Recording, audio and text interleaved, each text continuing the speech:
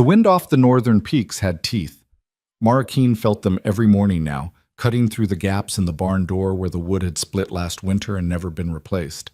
She stood in the half-dark, her breath clouding white, pitchfork in hands that had gone numb an hour ago. The 3 remaining cows huddled together for warmth, their ribs showing through mangy coats. She'd sold the rest in August.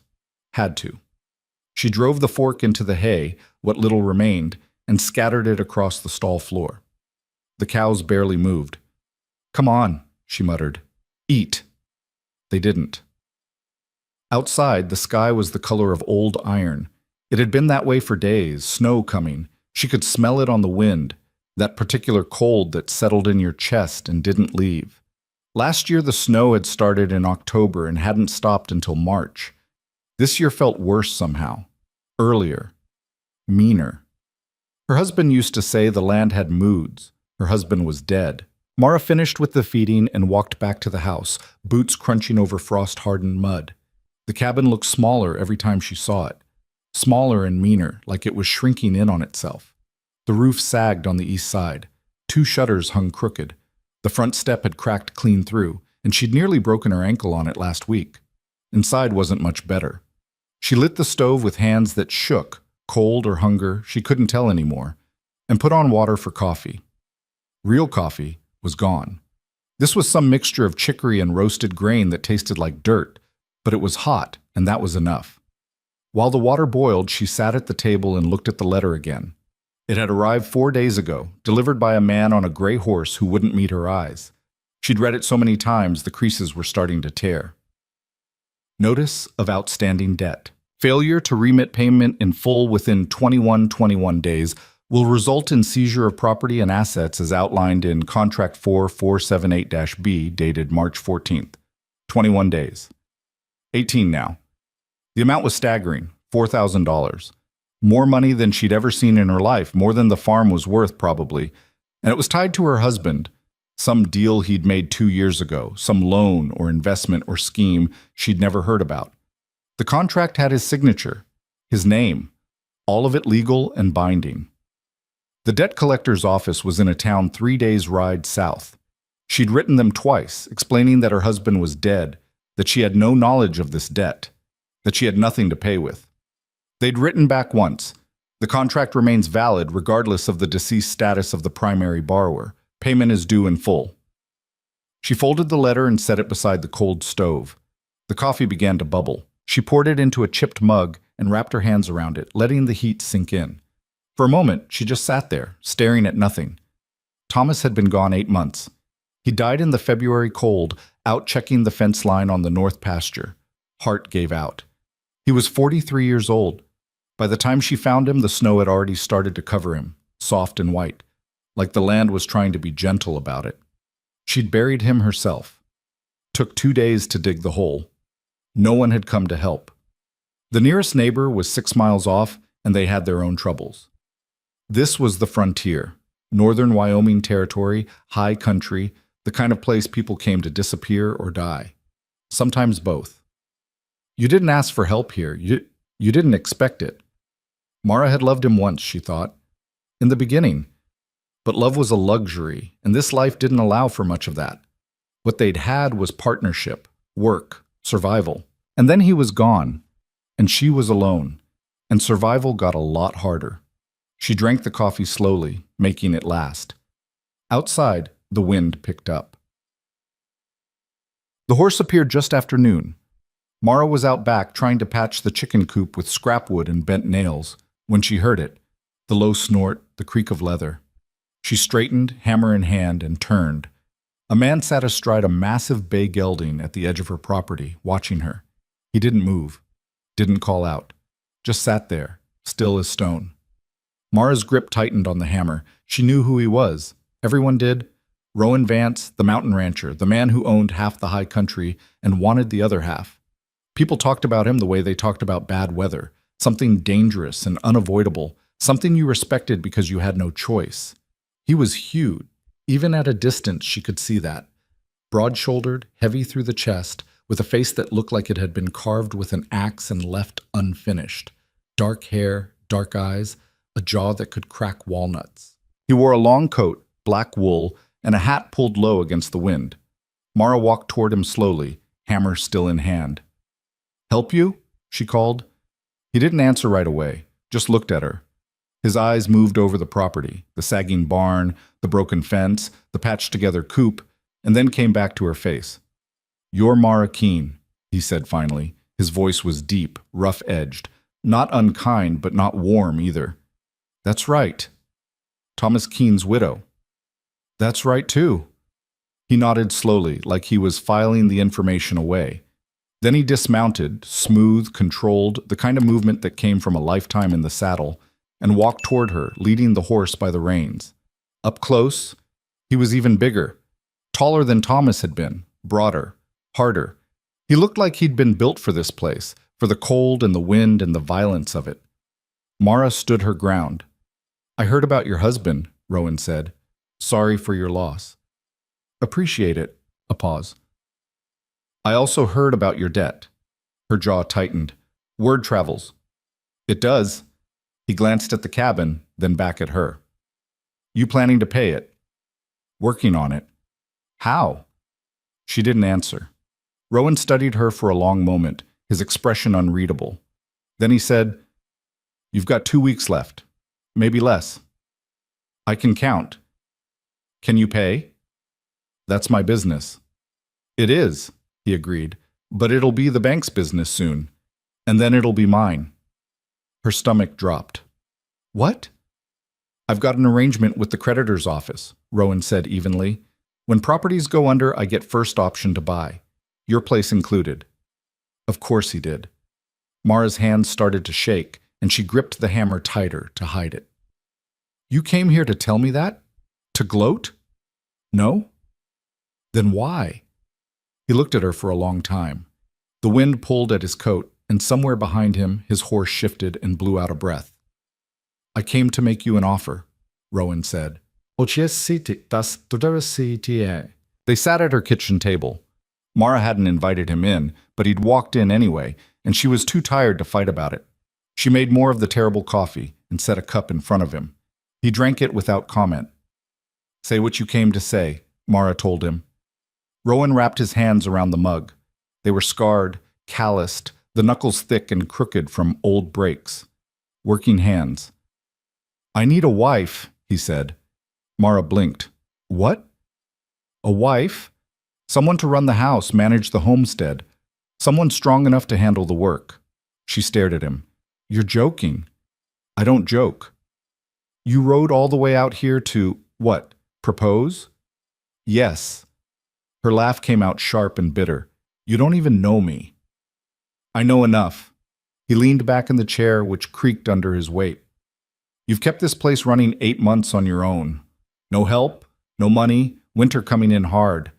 That takes spine, takes grit. Those are things I need." "Find someone else." "There is no one else. Not up here. Not the kind of woman who can survive what I'm offering." Mara stood, pacing to the stove, then back. Her heart was pounding. "This is insane. Maybe." "You don't love me." "No." The honesty of it hit her like a slap. She turned to face him, arms crossed. "Then why?" Rowan's gaze was steady, unblinking. "Because I'm tired of being alone. Because I want sons, a family, a legacy. And because I'm 41 years old and I'm done waiting for some fairy tale that isn't coming." "So you want a broodmare?" "I want a partner."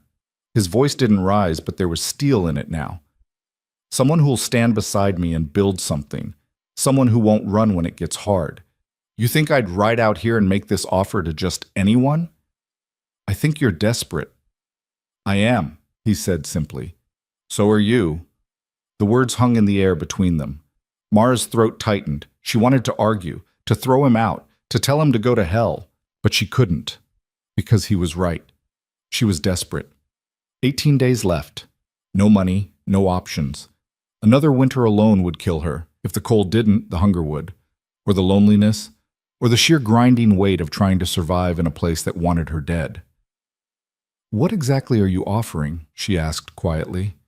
Rowan set down his cup. "Marriage. Legal. Binding. Legitimate. You come to my land, help me run it. In return, you get protection, security, a roof that doesn't leak, food, warmth, a future. And children. Yes. How many? This story was As posted many on the as we're channel blessed with. west of Betrayal. She turned away, Please staring do out not the cracked repost window at the it in gray any sky. form. What if I can't? What if I'm barren? Then we adapt. What if I say no? Then I'll buy this place in 2 weeks when the bank takes it, and you'll have nothing. Mara closed her eyes. It wasn't a proposal. It was a transaction. Cold, practical, brutal in its honesty.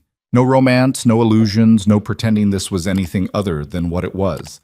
A survival pact between two people who'd run out of better options. And yet, there was something in his voice, something in the way he looked at her. Not pity, not desire. Something else. Respect, maybe. Recognition. Like he saw her, really saw her. Not as a victim or a conquest, but as someone capable. Someone strong enough to stand beside him in this hard, mean country and not break. I need time to think, she said. You've got until tomorrow. That's not enough. It's what you have. Rowan stood, his chair scraping against the floor. I'll be back at noon. You'll have an answer then. He walked to the door, then paused, his hand on the frame. For what it's worth, he said, not looking back. I won't lie to you. I won't cheat you. And I won't leave you to freeze in the dark. That's more than most men can promise. Then he was gone. Mara stood alone in the cabin, listening to the sound of hooves fading into the wind. She didn't sleep that night. She sat at the table, the letter in front of her, the lamp burning low, and tried to think. Marriage. To a man she didn't know. A man everyone feared. A man who wanted her for her strength, not her heart. It felt wrong. It felt like giving up, like admitting defeat. But what was the alternative? She could run, take what little she had and disappear south, try to find work in one of the bigger towns. But winter was coming, and she had no skills beyond farming and survival. She'd end up in a boarding house, scrubbing floors, or worse. And even if she made it through the winter, then what? A lifetime of poverty, of scraping by, of being alone? Or she could stay, try to make it through on her own. But the debt wouldn't disappear, the cold wouldn't stop. And when the snow came, when the food ran out, when the cabin finally collapsed under the weight of it all, she'd die here, alone, forgotten. Mara pressed her hands to her face. Thomas used to say the land demanded everything, your strength, your time, your hope. It took and took until there was nothing left. And if you survived, it wasn't because you were strong, it was because you were stubborn. Was she stubborn enough? She didn't know anymore. The lamp flickered, casting shadows across the walls. Mara thought about Rowan Vance, about his scarred hands and his steady voice, and the way he'd looked at her, not with hunger or pity, but with something almost like understanding. I won't lie to you. I won't cheat you. And I won't leave you to freeze in the dark. It wasn't a promise of love, but maybe, she thought, it was enough. He came back at noon, just like he'd said. Mara was waiting outside, dressed in her cleanest clothes, her hair pulled back, her few belongings packed into a single worn bag. The wind was sharp, biting, and the sky had gone darker overnight. Snow soon. Rowan dismounted and walked toward her, his expression unreadable. You have an answer? He asked. Mara met his eyes. I do. And? She took a breath, let it out slow. Yes. Something shifted in his face. Not relief exactly, not happiness, but something close to satisfaction. Good, he said. I have conditions. His eyebrow lifted slightly. Go on. I want my own space. A room, at least, until... She hesitated. Until we know each other better. Done. I want to know what I'm walking into. Your land, your house, your expectations. No surprises. Fair. And if this doesn't work, if I can't do what you're asking, or if you decide I'm not what you need, I want a way out. Enough money to start over somewhere else. Rowan considered this. Then he nodded. Agreed, but you won't need it. How do you know? Because I'm good at reading people, and you're stronger than you think. Mara didn't know what to say to that. Rowan reached into his coat and pulled out a folded paper. I brought this. Standard marriage contract. Your name, my name, the terms we discussed. You can read it if you want. She took it, scanned the lines. It was simple, direct, legally binding. No hidden clauses, no tricks. Just what he'd promised. She signed it. He signed it. And just like that, she was married. We'll leave in an hour, Rowan said, tucking the contract away. Pack light. Anything you can't carry, I'll have someone come back for. Mara nodded numbly. An hour. 1 hour, and her old life was over. She walked back into the cabin one last time. It looked even smaller now, even meaner. The stove was cold. The table was bare. The walls were thin. She'd hated this place. Hated the cold and the loneliness and the way it had slowly, methodically tried to kill her. But it had been hers. And now it wasn't. Mara picked up her bag, took one last look around, and walked out. Rowan was waiting, his horse ready, a second mount beside him, a sturdy mare saddled and calm. Can you ride? He asked. Yes. Good. He helped her up. His hands were strong, steady, and then mounted his own horse. For a moment they just sat there, side by side, looking at the cabin. Any regrets? Rowan asked. Mara thought about it. Ask me in a year. The corner of his mouth twitched, almost a smile. Let's go, he said. They rode north, into the wind, toward the mountains. The journey took 2 days. They traveled in near silence, stopping only to water the horses and rest briefly before pushing on. Rowan set a hard pace, but not cruel. He seemed to understand her limits without her having to say anything. At night, they made camp in a shallow cave on the mountainside. Rowan built a fire with quick, practiced efficiency, and they ate hard bread and dried meat in silence. Mara sat as close to the flames as she could, trying to absorb the heat. Cold? Rowan asked. Always. He reached into his pack and pulled out a heavy wool blanket, tossed it to her without a word. Mara wrapped it around herself. It smelled like smoke and leather and something else, something clean and sharp, like pine. Thank you, she said quietly. He nodded. They didn't talk much, but she noticed things. The way he moved, deliberate, controlled, no wasted motion. The way he watched the horizon, always alert, always aware. The way he checked on her without making it obvious. He wasn't cruel. He wasn't cold. He was just careful, like he'd learned not to give too much away.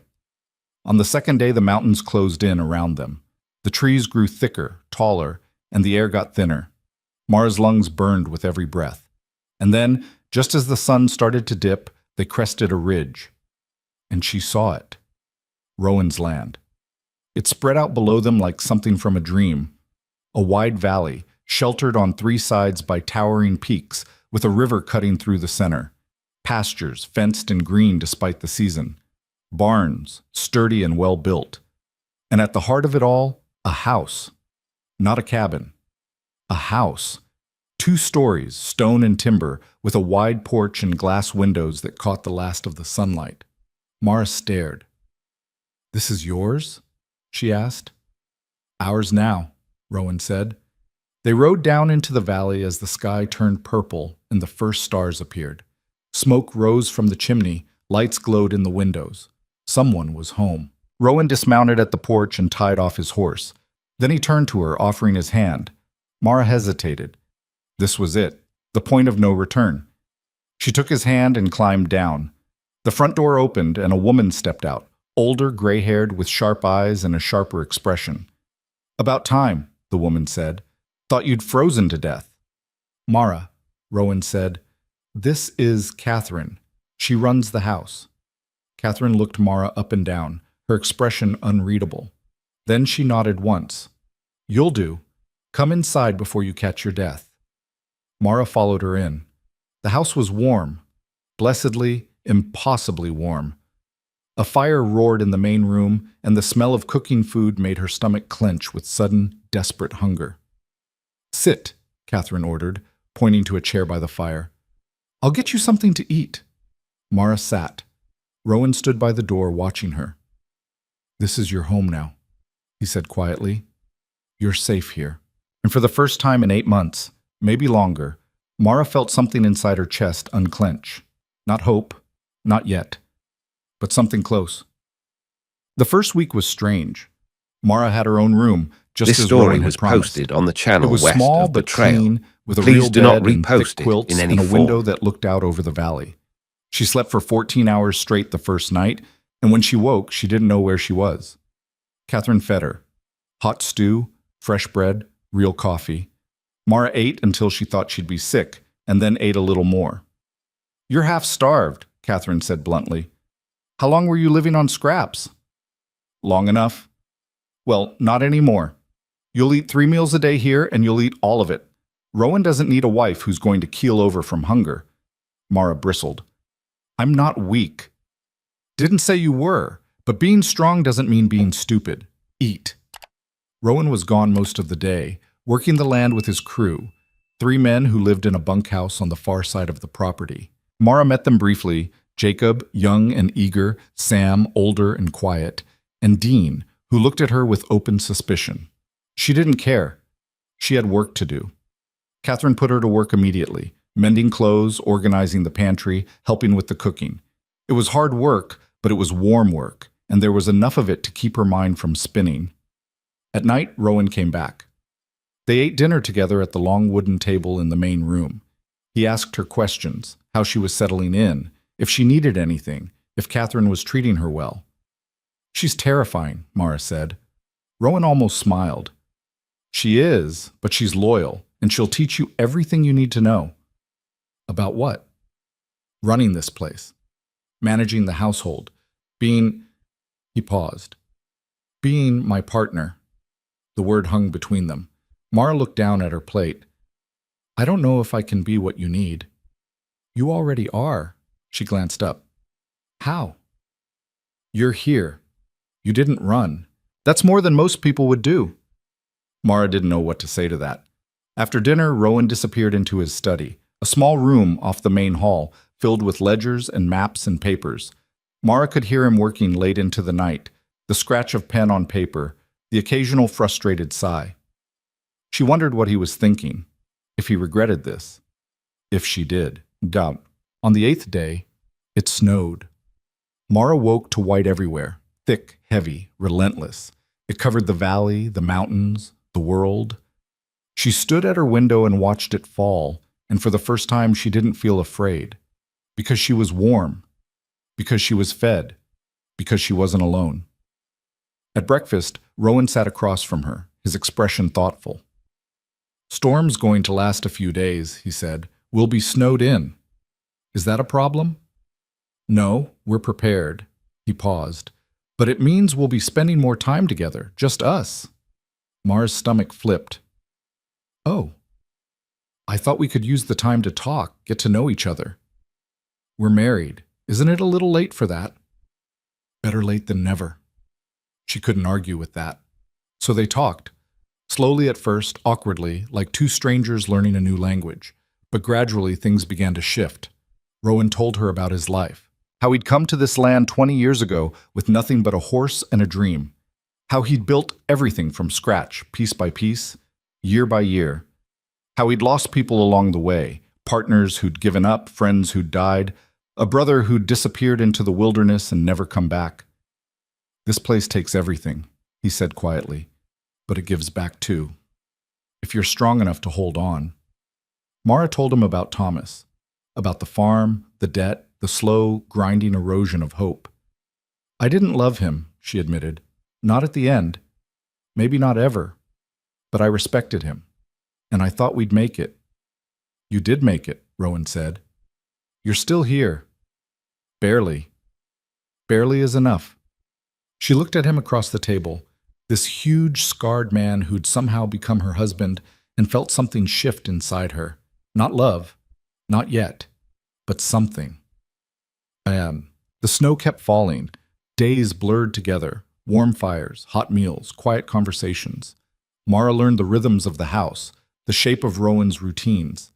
She learned that he woke before dawn, that he took his coffee black, that he had a scar across his ribs from a fight with a mountain lion 10 years ago. She learned that he was patient, that he didn't push, that he gave her space when she needed it and stayed close when she didn't.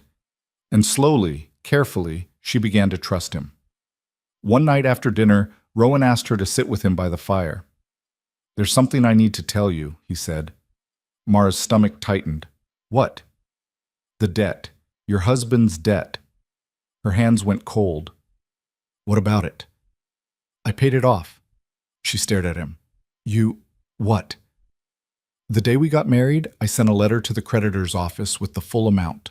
The debt's gone. Your land is clear." Mara couldn't breathe. "Why would you do that?" "Because it was the right thing to do. And because I didn't want you carrying that weight." "But that was $4,000. It's done, Mara." She stood, pacing, her mind spinning. "You didn't have to do that." "I know. I would have worked it off. I know." He stood too, moving toward her slowly. "But you don't have to anymore. It's gone. You're free of it." Tears burned in her eyes, and she hated them, hated the weakness of it. But they came anyway, hot and furious, and suddenly she was crying, really crying, for the first time since Thomas died. Rowan didn't touch her, didn't try to comfort her. He just stood there, solid and steady, and let her break. When the tears finally stopped, Mara wiped her face with shaking hands. "Why?" she whispered. "Because you're my wife," Rowan said simply. "And I take care of what's mine." And in that moment, something inside Mara shifted, something hard and frozen and guarded. It didn't melt, not yet, but it cracked, just a little. And for the first time, she thought, maybe this could work. Maybe they could build something here, something real, but it… The storm broke on the 10th day. Mara woke to sunlight streaming through her window, bright and blinding. She dressed quickly and went downstairs. Rowan was already outside, clearing snow from the porch with long, powerful strokes. He looked up when she appeared. "Morning," he said. "Morning." He leaned on the shovel, studying her. "You look different." "How?" "Rested. Stronger." She shrugged. "Maybe I am." They stood there for a moment, the silence comfortable now instead of awkward. Then Rowan said, "Come with me. I want to show you something." He led her across the valley, through knee-deep snow to a ridge overlooking the river. The sun was rising, turning the whole world gold and white. "This is it," Rowan said quietly. "This is what I'm building. Not just land, not just a house, a legacy. Something that'll last long after I'm gone." He turned to her. "I can't do it alone, Mara. I need you. Not just as a wife, as a partner. Someone who'll stand beside me and fight for this place the way I do." Mara looked out at the valley, at the mountains, at the endless white sky. And she thought about the cabin, about the cold and the hunger and the loneliness, about everything she'd survived, about everything she could still become. "Okay," she said. Rowan's eyes widened slightly. "Okay? I'll do it. I'll be your partner. I'll help you build this." She met his gaze. "But you have to promise me something. Anything. Don't give up on me. Even when it's hard, even when I'm difficult, don't give up." Rowan reached out slowly and took her hand. His palm was warm, rough, solid. "I won't," he said, and Mara believed him. The weeks that followed brought a rhythm Mara hadn't known in years. She woke before dawn now, not from cold or fear, but from habit. The house was warm, the bed soft, and yet something inside her couldn't quite believe it was real. She'd lie there in the dark, listening to the sounds of the ranch coming alive. Rowan's boots on the stairs, Catherine's voice sharp in the kitchen, the low of cattle in the distant pastures. Then she'd rise and dress and join them. Catherine had stopped being gentle with her after the first week. "You're not a guest anymore," the older woman had said, shoving a basket of mending into her arms. "You're the lady of this house. Act like it." Mara didn't know what that meant exactly. But she learned fast. She learned to manage the household accounts, columns of numbers that made her head spin until they didn't. She learned which suppliers could be trusted and which would short them on flour. She learned to cook for a crew of hungry men, to preserve meat for the long winter, to keep the house running smooth and quiet, while Rowan worked himself half to death outside. It was hard work, different from the farm, but no easier. And yet she didn't mind, because she wasn't alone anymore. Rowan was there every night, quiet, steady, This story was asking about posted her on the day like it channel mattered. West of Betrayal. They Please ate do dinner not together at the repost big it table, in any form. sometimes with Catherine, sometimes just the two of them. The conversations were easier now, less careful. He told her about the herd, about a fence line that needed repair, about Sam's bad knee acting up again. She told him about the stove that wouldn't stay lit, about the jam that had come out too thick, about Catherine's endless critiques. "She's hard on you," Rowan said one night. "She's hard on everyone." "True." He paused. "But you're handling it well." Mara looked up from her plate. "You think so?" "I know so. You're stronger than you were when you got here." She wanted to argue, wanted to say she was the same person, just better fed. But it would have been a lie. Something had changed in her, something small but real. She felt it in the way she moved through the house, no longer tentative, in the way she met Catherine's sharp gaze without flinching, in the way she slept through the night without waking in a panic, convinced she was back in that freezing cabin. She was becoming someone new, someone who belonged here. It scared her a little. One evening, after the crew had eaten and Catherine had retired to her room, Mara found Rowan in his study. The door was half open, firelight spilling into the hallway. He sat at his desk, bent over a ledger, his face lined with fatigue. She knocked softly. He looked up. "Come in." She stepped inside. The room smelled like leather and ink and smoke. Maps covered the walls, marking boundaries and water sources and grazing lands. This was the heart of his empire, she realized. The place where he planned and schemed and built his future, their future. "You're still working," she said. "Always something that needs doing. You'll work yourself into the ground." "Maybe." He set down his pen and leaned back in the chair, rubbing his eyes. "But not tonight. What do you need?" She hesitated. "I wanted to ask you something." "Go ahead." "The men, Jacob, Sam, Dean, do they know about our arrangement?" Rowan's expression didn't change. "They know we're married." "That's not what I mean." "I know what you mean." He stood, moving to the window. Outside, snow had started to fall again, soft and silent. "They know it wasn't a love match. Hard to hide that. But they also know you're my wife, and they'll treat you with respect. If they don't, they can find work elsewhere." "Dean doesn't like me." "Dean doesn't like anyone. He looks at me like I'm an intruder." Rowan turned to face her. "You're not.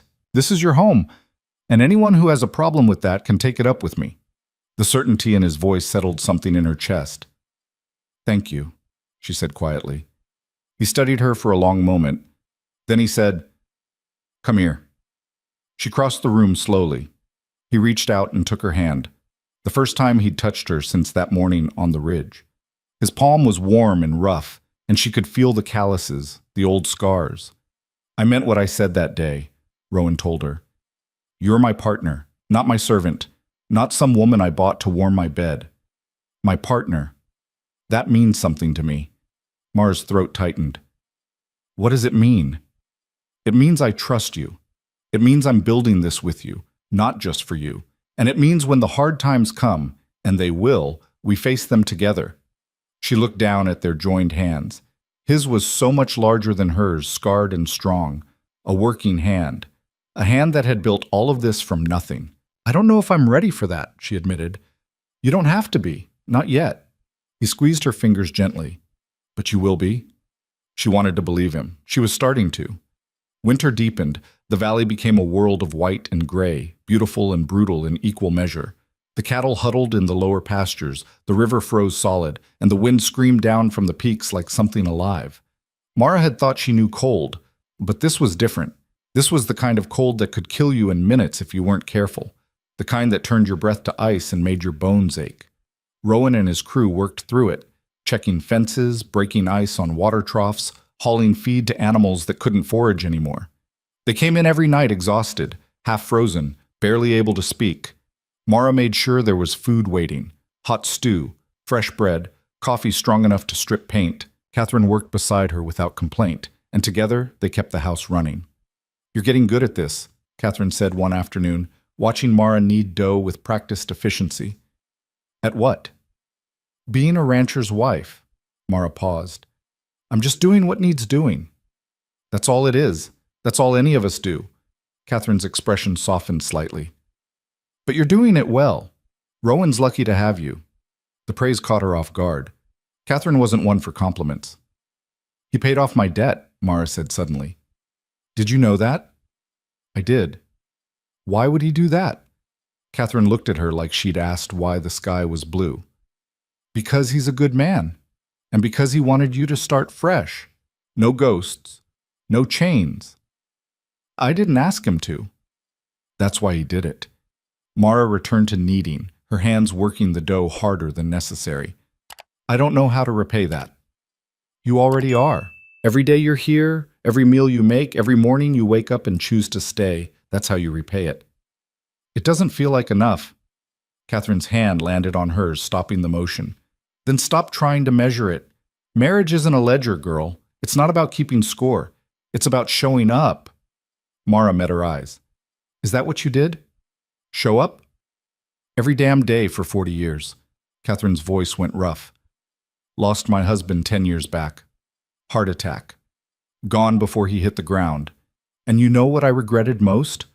All the days I spent worrying about whether I was enough, whether I was doing it right, instead of just being there. She pulled her hand back, turning away. Don't make my mistake. Mara watched her go, something heavy settling in her chest.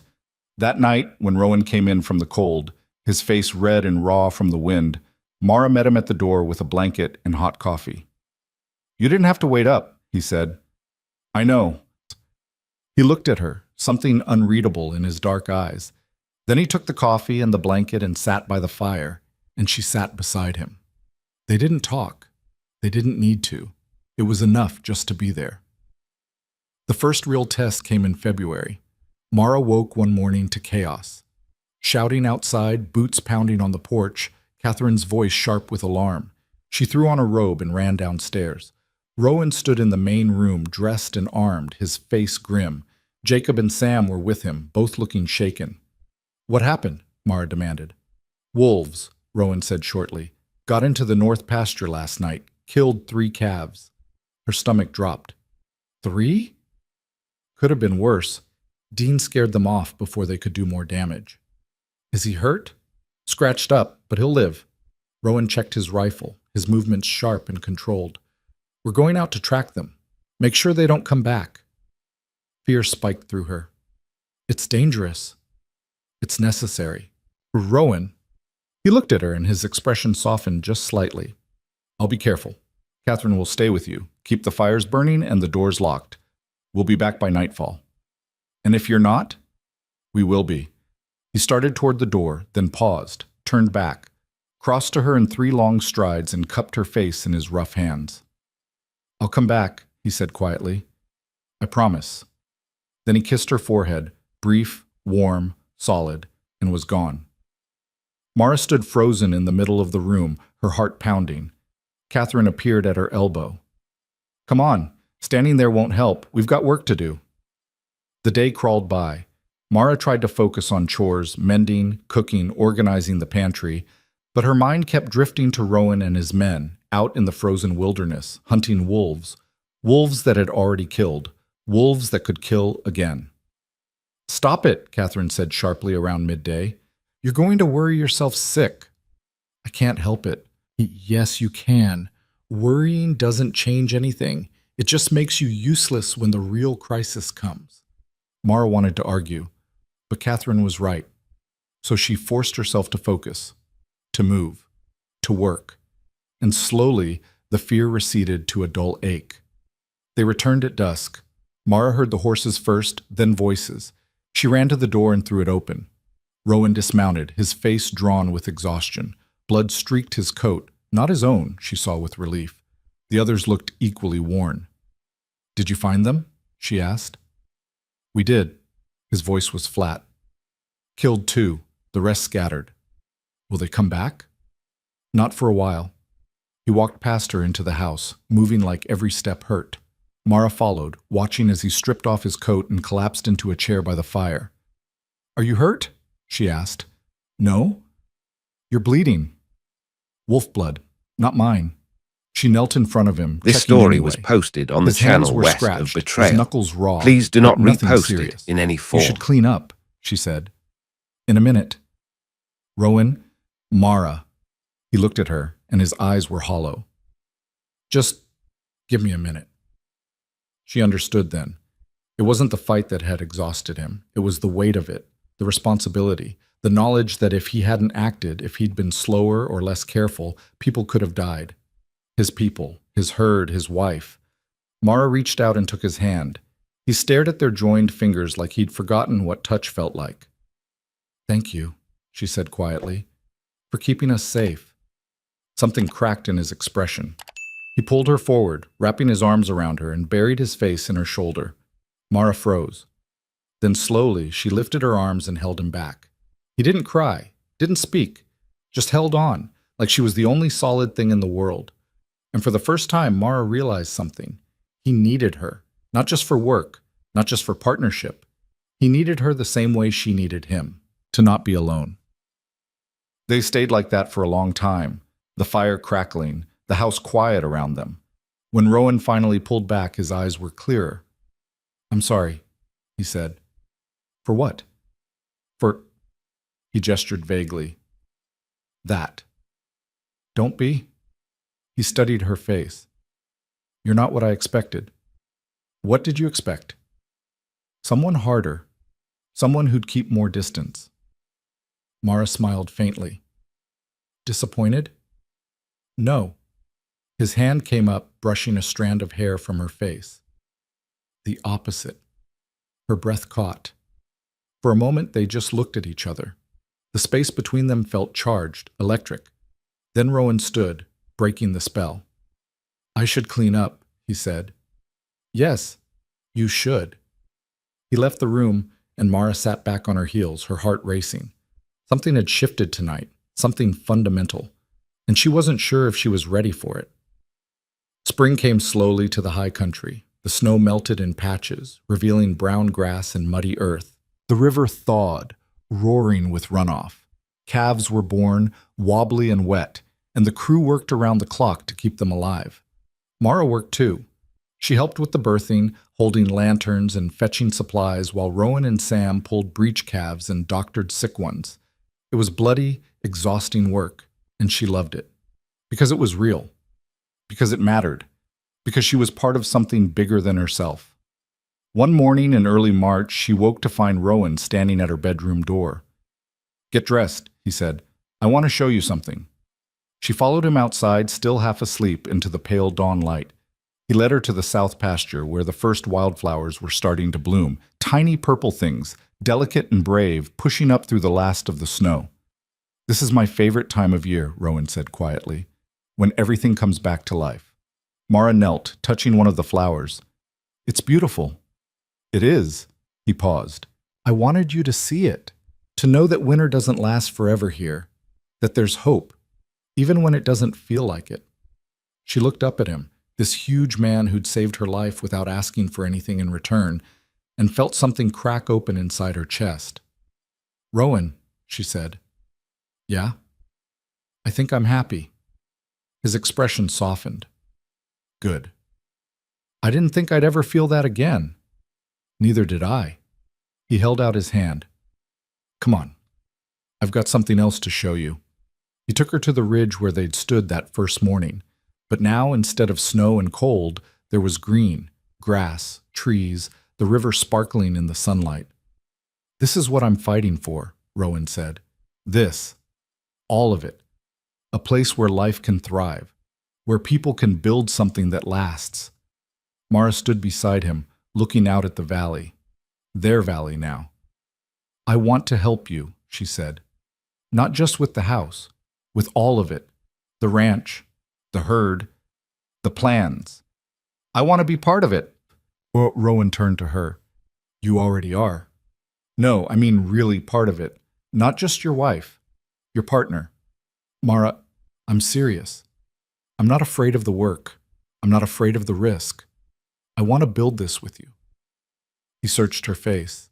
Then slowly, he smiled. It was the first real smile she'd ever seen from him. and it transformed his whole face. "All right," he said. "Partners." He held out his hand. She shook it, and the deal was sealed. The weeks that followed were a blur of activity. Rowan taught her everything: how to read the land, how to judge livestock, how to negotiate with suppliers who thought they could cheat a woman. She learned fast, soaking up information like dry earth soaking up rain. Catherine watched with approval. About time someone around here could keep up with him. The crew adjusted too. Jacob started asking Mara's opinion on things. Sam showed her how to repair tack. Even Dean thawed slightly, nodding to her in the mornings instead of glaring. She was earning their respect, and she was earning Rowan's trust. He started bringing her into decisions: where to expand the pastures, which bulls to keep for breeding, how to manage the accounts through the lean months. "You've got a good head for this," he said one evening, looking over the ledgers she'd balanced. "I'm just being practical." "No, you're being smart. There's a difference." Mara felt a flush of pride, but with the trust came something else, something she hadn't expected. Intimacy, not physical, not yet, but emotional. The kind that came from long conversations by the fire, from shared meals, from working side by side until they moved like two parts of the same machine. She learned his tells: the way he rubbed the back of his neck when he was stressed, the way he went quiet when he was worried, the way he looked at her sometimes, like he was seeing someone he hadn't expected to find. And he learned hers: that she hated being told she couldn't do something, that she had nightmares sometimes, waking gasping in the dark, that she was terrified of failing him. "You won't," he told her one night, after she'd confessed that last fear. "How do you know?" "Because you care too much. People who care that much don't fail. They just keep trying until they get it right." She wanted to believe him. She was starting to. One warm April evening, after dinner, Rowan asked her to walk with him. They followed the river, the water running fast and clear. The sun was setting, painting the sky gold and pink. "There's something I need to tell you," Rowan said. Mara's stomach tightened. "What?" "I've been thinking. About us. About this—" He gestured between them. "This arrangement." Her heart started to pound. "And?" He stopped walking, turning to face her. "I don't want it to be an arrangement anymore." "What do you want it to be?" "A marriage. A real one." The words hung in the air between them. Mara's throat went dry. "Rowan, I know what we agreed. I know what I promised. No expectations, no pressure. But things have changed, Mara. You've changed. I've changed. And I—" He paused, searching for words. "I care about you. More than I thought I would. More than I planned to." She couldn't breathe. "I'm not asking you to love me," Rowan continued. "I'm not even asking you to want this. I'm just saying that if you're willing, if you want to try, I'd like this to be real, not just a bargain, a partnership, but a marriage." Mara stared at him, her mind spinning. She thought about the cabin, about the cold and the hunger and the desperate loneliness, about the woman she'd been then, half dead, half broken, held together by stubbornness and nothing else. And she thought about the woman she was now, stronger, steadier, part of something bigger than herself, because of him. "I'm scared," she admitted. "Of what?" "Of wanting this, of needing it, of losing it." Rowan stepped closer. "I can't promise you won't lose it. I can't promise I won't die or that something won't go wrong, but I can promise I'll fight like hell to make sure it doesn't. And I can promise that as long as I'm breathing, you'll have a place here. With me." Mara's eyes burned. "I don't know if I love you," she said honestly. "I know. But I think I could, maybe, if you're patient." "I'm the most patient man you'll ever meet." A laugh bubbled up in her throat, unexpected and slightly hysterical. "You're also the most stubborn." "That too." She looked at him, this giant of a man who'd ridden into her life with a brutal offer and given her back something she'd thought was lost forever. Hope. "Okay," she said. His eyes widened. "Okay? Let's make this real. Let's try." Rowan pulled her into his arms so fast she gasped. He held her tight, his face buried in her hair. "Thank you," he whispered. Mara wrapped her arms around him and held on, and for the first time in longer than she could remember, She felt like she was home. That night, Rowan moved his things into her room. They lay This together story in the was dark, posted on not the channel touching, west both of too Betrayal. nervous to move. Please do not repost This it is strange, in any form. Mara said. It is. I don't know what to do. Neither do I. She turned her head to look at him. His profile was sharp in the moonlight. We'll figure it out, Rowan said quietly. Together. Mara reached out and took his hand. He laced his fingers through hers, and they fell asleep like that, holding on to each other in the darkness. The next morning, everything felt different. Mara woke to find Rowan already up, standing at the window, watching the sunrise. She studied him in the early light, the broad shoulders, the strong back, the way he stood like he was ready to hold up the world. You're staring, he said without turning around. How did you know? I can feel it. She sat up, pulling the blanket around herself. Come back to bed. He looked over his shoulder, one eyebrow raised. Trying to keep me from work already? Just for a few minutes. He crossed the room and sat on the edge of the bed. Mara reached out and took his hand, pulling him closer. What are you doing? He asked, but he didn't resist. I don't know. Learning. She kissed him. It was hesitant, awkward, nothing like the kisses in stories. But it was real. And it was theirs.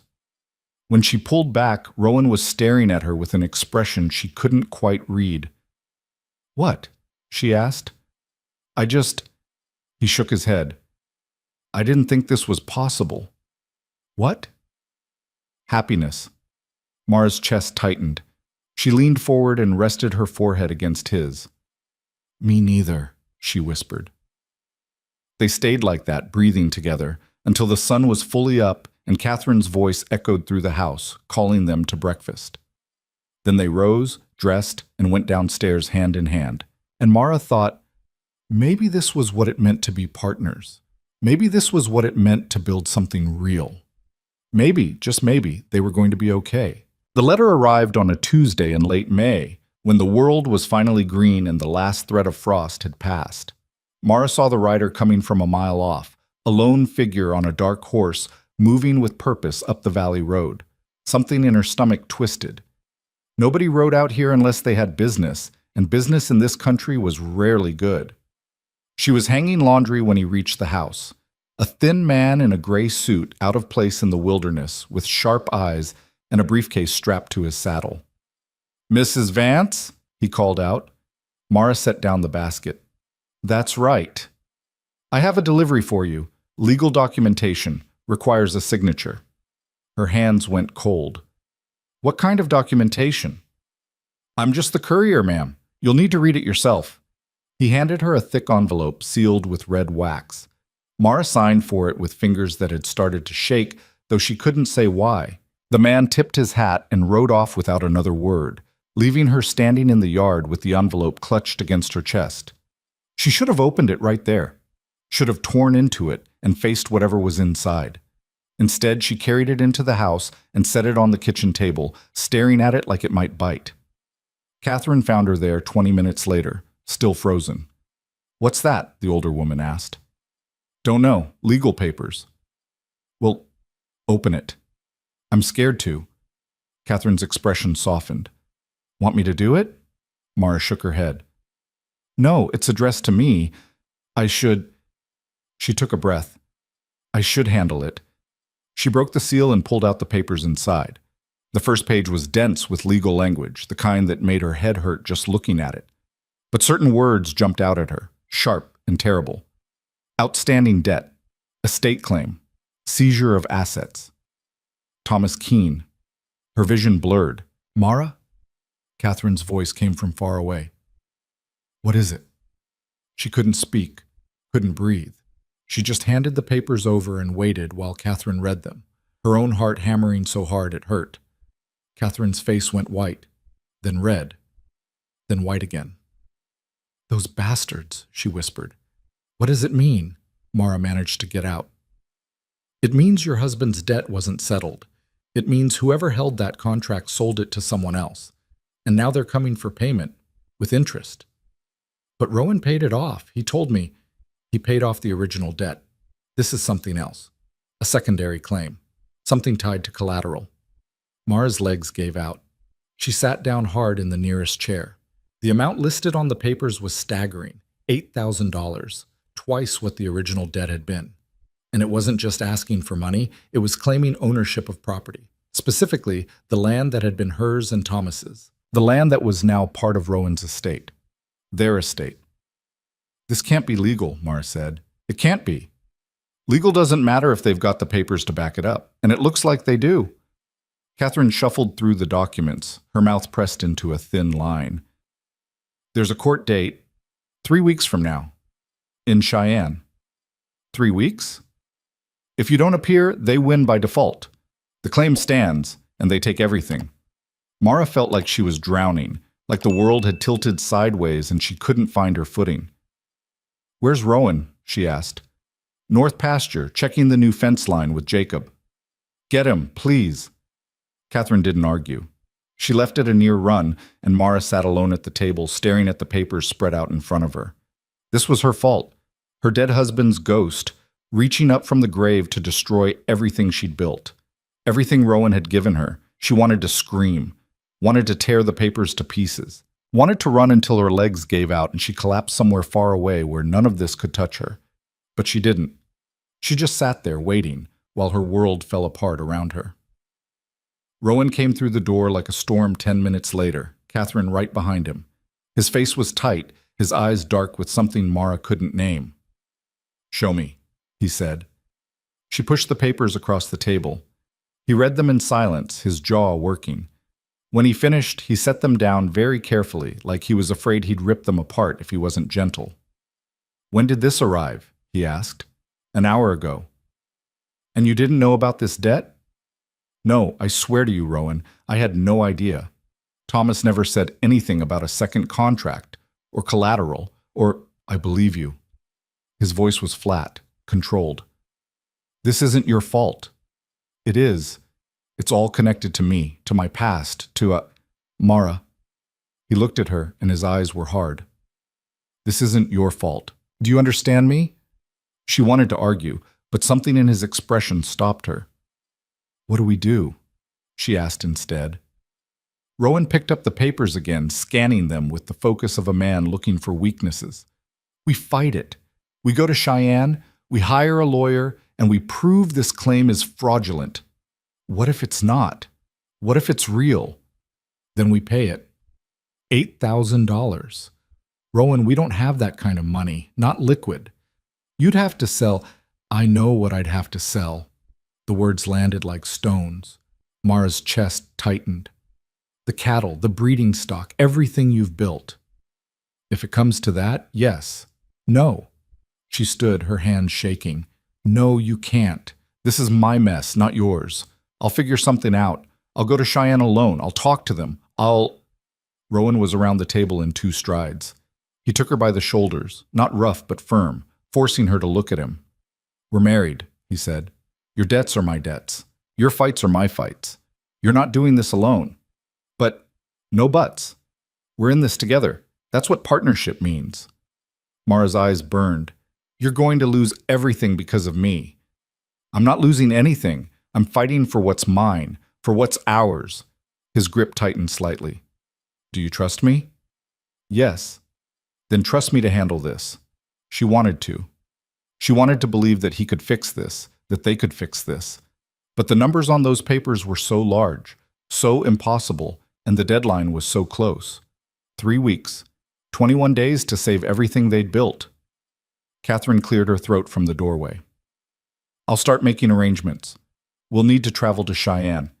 That's 5 days by wagon, maybe 4 if we push hard. We leave tomorrow, Rowan said. Tomorrow? Mara's head snapped up. That's too soon. We need to prepare. We need to move fast. Every day we wait is a day they can prepare their case. He released her shoulders and turned to Catherine. Pack light, just essentials, and send Jacob into town to find us the best lawyer money can hire.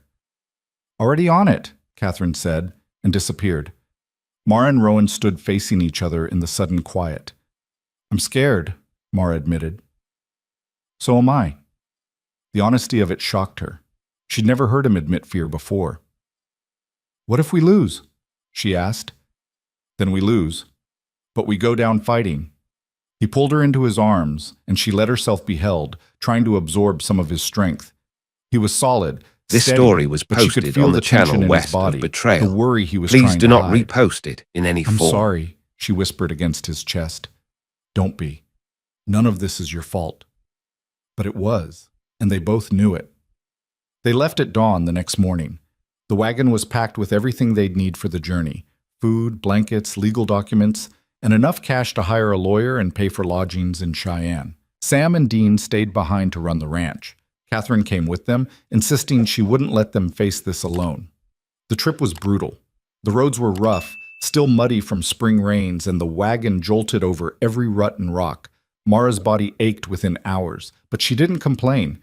Rowan drove with single-minded focus, pushing them hard, stopping only when the horses needed rest. At night, they made camp under the stars. Rowan barely slept, sitting up by the fire, going over the legal papers again and again, looking for something they'd missed. "You need to rest," Mara told him on the second night. "I will, when this is over." "You're going to wear yourself out before we even get there." "I'm fine." "You're not." She sat down beside him, close enough that their shoulders touched. "Talk to me."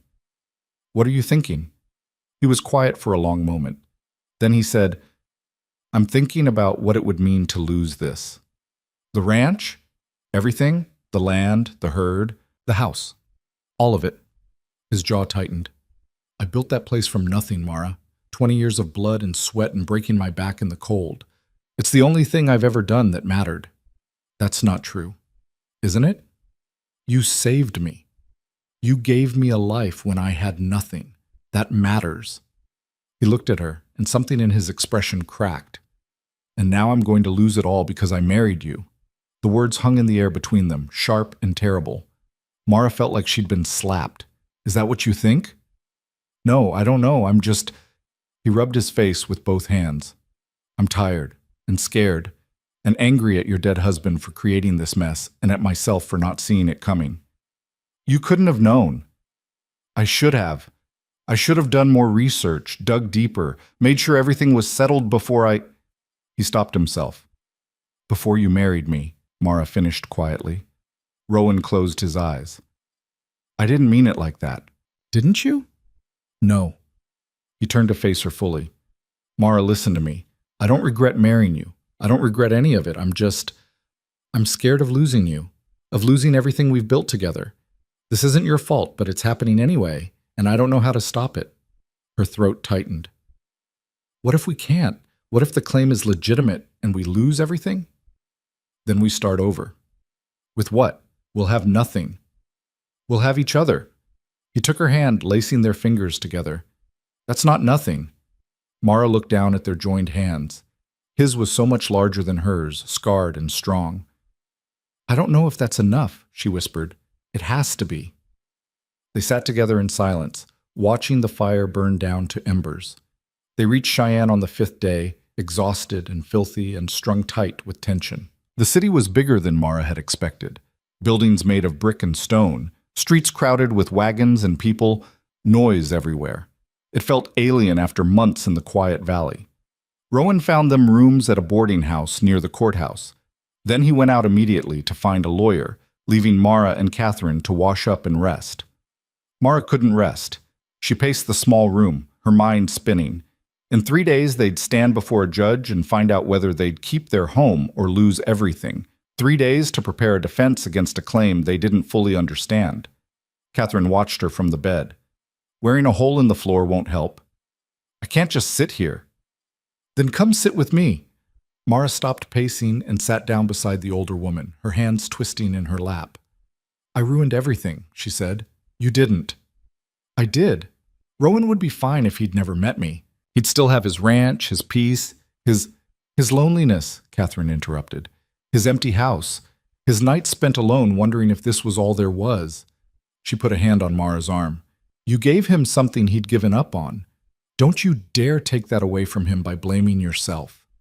But if we lose, then you lose together and you build something new, together." Catherine's grip tightened. "That man loves you, girl.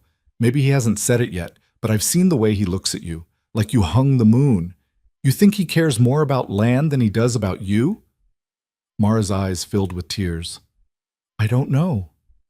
Well, I do, and you're about to find out. Rowan returned 2 hours later with a lawyer in tow. The man was older, maybe 60, with gray hair and sharp eyes behind wire-rimmed glasses. His name was Marcus Holloway, and he had a reputation as one of the best legal minds in the territory. He spread the papers out on the small table in their room and read them with the careful attention of a man who'd seen every trick in the book. Well? Rowan asked when he'd finished. Holloway removed his glasses and cleaned them with a handkerchief. It's complicated. That's not an answer. It's the only answer I have right now. He put his glasses back on. The claim appears legitimate on the surface. Your late husband did sign a contract using his property as collateral for a loan. The loan was never repaid. The creditor has the right to seize the collateral. Mara's stomach dropped. So we lose. Not necessarily. Holloway tapped the papers. There are irregularities here, the timing, for one. This claim should have been filed months ago, when your husband died. Why wait until now? Does it matter? Rowan asked. It might. It suggests the creditor is either incompetent or opportunistic. Neither reflects well in court. He paused. There's also the question of whether the property can legally be claimed now that it's part of a larger estate through marriage. That's murky legal territory.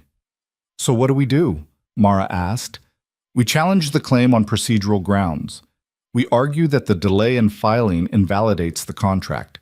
We question the creditor's motives, and we hope the judge sees reason. That's it? Hope? Holloway looked at her with something like sympathy. In cases like this, hope is sometimes all we have. But I'm good at my job, Mrs. Vance, and I don't like bullies who prey on widows and use the law to do it. I'll do everything I can to fight this. Rowan stood, his jaw tight. What are our chances? Honestly, 50-50, maybe less. The room went silent. Then we better make damn sure our 50% wins, Rowan said. The next 2 days were a blur of preparation. Holloway grilled them for hours, asking questions about Thomas, about the original debt, about when and how things had been paid off. Mara told him everything she could remember, though there were gaps, whole months of her marriage that felt like a fog. Your husband kept secrets, Holloway said bluntly. That's going to hurt us. I know. Did he have enemies? Anyone who might want to come after you through a legal claim? Mara thought about it. Not that I know of. Thomas was quiet, kept to himself. We didn't have many dealings with people. What about business partners? Anyone he owed money to besides this creditor? I don't know. He handled all of that. Holloway made a note. That's a problem. If we can't establish a pattern of fraud or malice, the judge is going to assume the claim is legitimate. Rowan leaned forward. What if we can prove the creditor is lying? What if this contract is fabricated? Can you prove that? Not yet, but I can try. How? By finding out who's behind this claim and what they really want. Holloway studied him. That's a dangerous game, Mr. Vance. If you're caught interfering with a legal proceeding, I won't get caught. The two men stared at each other, and Mara realized what Rowan was planning. No, she said. Rowan, you can't. If you get arrested, if you do something illegal, I'm not going to sit here and wait for them to take everything from us. His voice was hard. If there's a chance this is a setup, I'm going to find it. And if it's not, then at least we'll know we tried. He left that night, slipping out after dark with nothing but a coat and a grim expression. Mara wanted to stop him, wanted to beg him not to risk himself like this, but she knew it wouldn't matter. Rowan was a man who fought. It was who he was. She stayed up all night, waiting, her stomach in knots. He came back just before dawn, his knuckles bruised and his coat torn. What happened? Mara demanded, running to him. I found the creditor's office, broke in, went through their files. Rowan, there's something wrong with this, Mara. The paperwork doesn't match. The dates are off. And the creditor, his name is nowhere on any official documents. It's all being handled through a proxy. What does that mean? It means someone's hiding, and people only hide when they're doing something they shouldn't be. Mara's heart raced. Did you find proof? Not yet, but I will. Holloway wasn't happy when Rowan told him what he'd done. You could have compromised our entire case, the lawyer said sharply. If they find out, they won't. You don't know that. This story was I know I'm posted not on the going to channel stand west by of and the let them trail. steal from my Please wife. do not repost it. The in two any men form. glared at each other. Finally, Holloway sighed. What did you find? Rowan laid out everything, the inconsistencies, the missing names, the suspicious timing. Holloway studied the information with narrowed eyes. This is thin, but it might be enough to raise reasonable doubt. If I can get the judge to question the creditor's legitimacy, we might have a shot. Might? Mara asked. It's better than nothing. The morning of the hearing arrived too fast. Mara dressed in her best clothes, a simple gray dress that Catherine had helped her press, and tried to calm her racing heart. Rowan wore a suit that made him look like a stranger, all sharp lines and dark fabric. Ready? He asked. No. Me neither. He took her hand and they walked to the courthouse together. The courtroom was smaller than Mara had expected. Wood paneling, a judge's bench at the front, rows of benches for spectators. A handful of people sat scattered throughout, clerks, lawyers, curious onlookers. And at the front, sitting with his own lawyer, was the man who wanted to take everything from them. He was younger than Mara had expected, maybe 40, well-dressed, with cold eyes and a smug expression. He looked at her like she was something he'd scraped off his boot. Mara's hands clenched into fists. Rowan leaned close. Don't let him see you're scared. I'm not scared, I'm furious. Good, hold on to that. The judge entered, a stern-looking woman in her 50s with iron gray hair and an expression that suggested she'd heard every lie ever told. Case number 447, she said. Randall Hewitt versus Rowan and Mara Vance. Claim of outstanding debt and seizure of assets. Mr. Holloway, you're representing the defendants? Holloway stood. Yes, Your Honor. And Mr. Pierce, you're representing the plaintiff? The other lawyer, a thin man with a weasel's face, stood as well. Yes, Your Honor. Then let's proceed. What followed was 2 hours of legal arguments that made Mara's head spin. Pierce laid out the case methodically, the contract, the debt, the collateral, the failure to pay. Everything was documented, official, airtight. Holloway countered with the procedural irregularities, the suspicious timing, the lack of proper notification. The judge listened to both sides without expression. Then she called a recess. Mara's legs were shaking as they left the courtroom. Rowan kept a hand on her back, steady and warm. How do you think it's going? She asked Holloway. Hard to say. Judge Thornton is fair, but she's a stickler for the law. If the contract is legitimate, she'll enforce it. And if it's not, then we might have a chance. Might, maybe, possibly. Mara was so tired of uncertain words. They reconvened an hour later. Judge Thornton looked at both lawyers. I've reviewed the documents, and I have questions. Pierce straightened. Of course, Your Honor. The contract you've presented shows a signature date of March 14th, 2 years ago, but the notary seal is dated March 16th. Can you explain that discrepancy? Pierce blinked. That must be a clerical error, Your Honor. A clerical error on a legal document. Her tone was dry. Mr. Hewitt, can you verify when this contract was actually signed? Hewitt stood, looking less smug now. It was 2 years ago, as stated. And you've waited until now to file this claim because? I was unaware of Mr. Keene's death until recently. That seems unlikely, given that his widow has been living in this territory for over a year. Public records show her remarriage 6 months ago. Are you telling me you didn't know about any of this? Hewitt's jaw tightened. I've been out of the territory on business. For 6 months? Yes. Judge Thornton looked at him like he was something distasteful. Then she turned to Holloway. Do you have anything to add, Mr. Holloway? Only that the timing of this claim, combined with the irregularities in the documentation, suggests this may not be a legitimate debt at all. It may be an attempt to defraud my clients. That's absurd, Pierce sputtered. We have a signed contract. A contract with a forged date, Holloway shot back. An creditor who conveniently disappeared for months and only resurfaced when he learned Mrs. Vance had remarried into property. The courtroom erupted. Judge Thornton's gavel cracked like a gunshot. Order! Everyone fell silent. She looked at Hewitt with eyes like ice. Mr. Hewitt, I'm going to give you one chance to withdraw this claim, because if I find out you've fabricated any part of this contract, I will have you arrested for fraud. Hewitt's face went white. For a long moment, no one moved. Then Hewitt stood. I need to consult with my lawyer. You have 5 minutes. He and Pierce disappeared into a side room. Mara grabbed Rowan's hand. What's happening? She sees through them, Rowan said, his voice tight with something that might have been hope. She knows this is a con. 5 minutes felt like 5 hours. When Hewitt and Pierce returned, Hewitt looked like he'd aged 10 years. Well? Judge Thornton asked. Pierce cleared his throat. Your Honor, my client would like to withdraw the claim. The courtroom exploded again. Mara couldn't breathe, couldn't think. She just sat there, frozen, while Holloway argued for sanctions and Pierce tried to backpedal and Judge Thornton's gavel kept cracking. Finally, the judge spoke. Claim dismissed. Mr. Hewitt, you're lucky I don't hold you in contempt. Get out of my courtroom before I change my mind. Hewitt practically ran, and just like that, it was over. They won.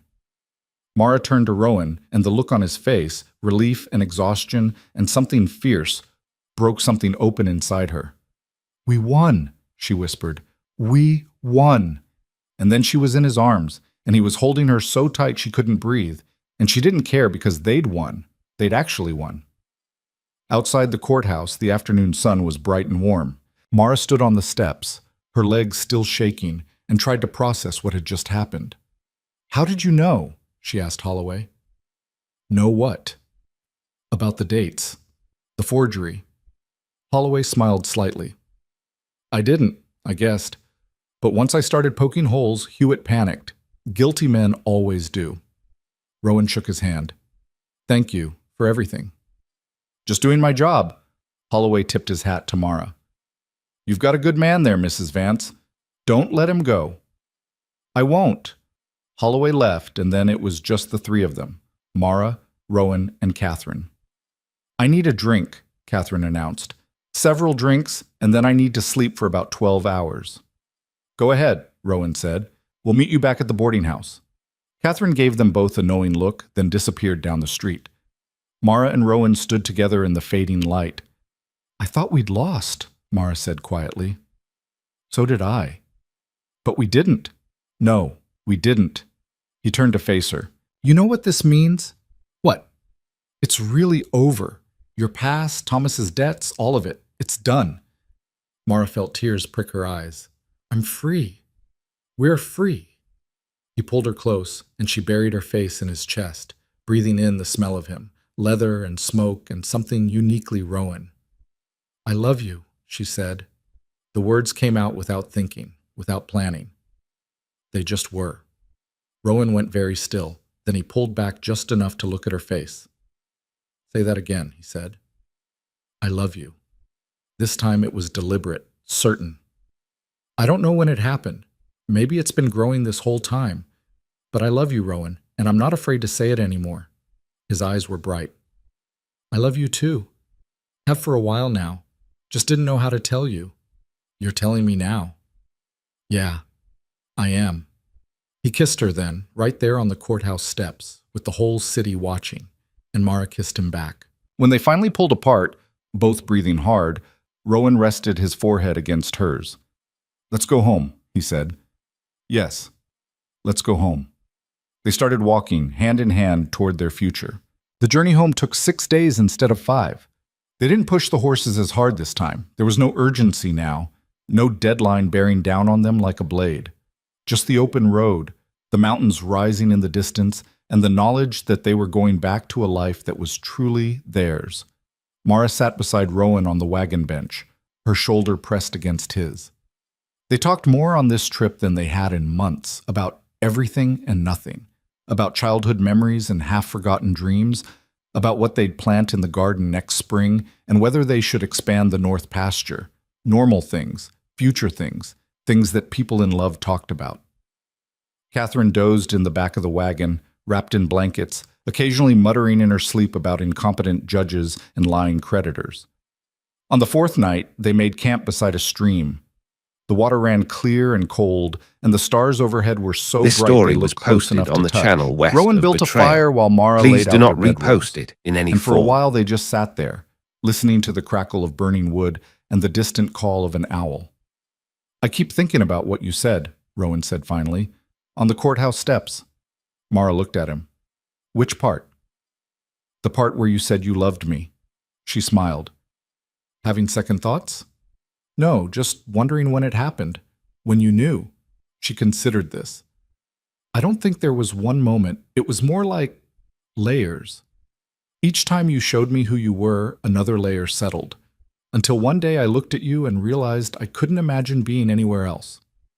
"That's not very romantic." "You want romance? From me?" He laughed, low and warm. "Fair point." "What about you?" Mara asked. "When did you know?" Rowan stared into the fire. "The night with the wolves, when I came back and you were waiting. The way you looked at me, not like I was some hero, but like I was human. Like you saw all of me and weren't scared off." He paused. "I knew then, but I wasn't ready to admit it." "Why not?" "Because I'd spent 20 years learning not to need anyone. And then you showed up and broke that in about 3 months." Mara reached over and took his hand. His fingers closed around hers automatically, warm and solid. "I'm glad I broke it," she said. "Me too." They sat in comfortable silence until the fire burned low. Then Rowan banked the coals and they climbed into their bedrolls, lying close enough to touch. "Rowan?" Mara said into the darkness. "Yeah?" "When we get home, I want to start fresh. No more looking back, no more wondering about what Thomas did or didn't do. Just us, moving forward." "I'd like that." "Promise?" "Promise." She rolled over to face him. Even in the dim light, she could see the outline of his face, the strong jaw, the dark eyes watching her. "I'm not afraid anymore," she said. "Of this, of us, of what comes next." "Good." He reached out and brushed a strand of hair from her face. "Because I'm planning on keeping you for a very long time." "How long?" "Forever, if I can manage it." Mara's chest tightened with something too big to name. "Forever sounds good." "Yeah, it does." He kissed her then, slow and deep, and Mara let herself fall into it. Let herself feel everything she'd been holding back, the fear and the hope and the bone-deep certainty that she was exactly where she was supposed to be. When they finally pulled apart, both breathing hard, Rowan rested his forehead against hers. "I love you," he said. "Just in case I haven't said it enough." "You can say it as many times as you want. I won't get tired of hearing it." "Good, because I plan on saying it a lot." They fell asleep tangled together, and for the first time in her life, Mara didn't have nightmares. They crested the ridge overlooking the valley on the afternoon of the 6th day. Mara had forgotten how beautiful it was. The mountains rising on all sides, the river cutting through the center, the pastures green and dotted with cattle. The house standing solid at the heart of it all, smoke rising from the chimney. Home. The word settled in her chest like an anchor. "There it is," Rowan said quietly. "Still standing." "Did you think it wouldn't be?" "Part of me did. Part of me thought we'd come back to find it all gone. Like it was too good to be real." Mara understood that feeling. This story She'd was spent most of her posted on life the waiting channel for the other west shoe of to drop. Betrayal. For Please whatever do not happiness she'd repost it managed to in any scrape form. together to be ripped away. But the valley was still there. The ranch was still there. They were still there. "Let's go home," she said. They rode down into the valley as the sun started to sink toward the western peaks. Sam and Dean were waiting on the porch, both men straightening when they spotted the wagon. "Well?" Sam called out when they were close enough. "How'd it go?" "We won," Rowan said. Dean's weathered face cracked into something resembling a smile. "Hot damn. I didn't think you had a chance." "Neither did we," Mara admitted. "But we fought anyway," Rowan added. "And we won." Jacob came running from the barn, his young face bright with relief. "You're back. I was starting to think something went wrong." "Everything went right," Catherine said, climbing down from the wagon with a groan. "Now, someone help an old woman inside before her back gives out completely." Sam rushed to assist her, and Dean started unhitching the horses. Jacob peppered them with questions, and for a few minutes everything was noise and motion and welcome chaos. Mara stood in the middle of it all, watching Rowan direct the crew with easy authority, and felt something settle deep in her bones. This was her family now. Not by blood, but by choice. By sweat and struggle and standing together when it mattered most. That night, after everyone had eaten and the crew had retired to the bunkhouse, Mara and Rowan finally had the house to themselves. Catherine had taken one look at them and announced she was going to bed early. "You two need time alone, and I need to not hear whatever you're about to get up to." Mara had flushed red, but Catherine just cackled and disappeared upstairs. Now Mara stood in the main room, suddenly nervous. They'd shared a bed for months now, but this felt different, more deliberate, more real. Rowan came up behind her, his hands settling on her shoulders. "You're thinking too loud." "Sorry." "Don't be." He turned her to face him. "What's going on in that head of yours?" "I don't know. Everything feels different now, like we crossed some kind of line in Cheyenne and now we're in new territory." "We are. But that's not a bad thing." "I know, it's just—" She struggled to find the words. "I've never been good at this. At being open. At trusting someone completely." "Neither have I." Rowan's hands moved to cup her face, his thumbs brushing her cheekbones. "But I'm willing to try if you are." Mara looked up at him, this man who'd saved her, who'd fought for her, who'd stood beside her when the world tried to tear them apart, and made a decision. "I'm tired of being scared," she said. "I'm tired of holding back." "Then don't." She kissed him. It started slow, tentative, but quickly deepened into something urgent. Something that had been building for months and finally had permission to break free. Rowan lifted her easily, and she wrapped her legs around his waist as he carried her upstairs. They barely made it to the bedroom before clothes started coming off, fingers fumbling with buttons and laces in the dim lamplight. "Are you sure?" Rowan asked, even as his hands traced the curve of her spine. "I've never been more sure of anything." What followed was messy and awkward and perfect. They bumped noses and laughed. Mara's hair got tangled. Rowan nearly fell off the bed trying to kick off his boots. But underneath the awkwardness was something else. Something tender and fierce and absolutely right. And when it was over, when they lay tangled together in the darkness, sweaty and breathless, Mara felt like she'd finally come home. Not to a place, but to a person. "Well," Rowan said, his voice rough. "That was— Don't you dare say nice," he laughed, the sound rumbling through his chest. "I was going to say worth waiting for." "Better."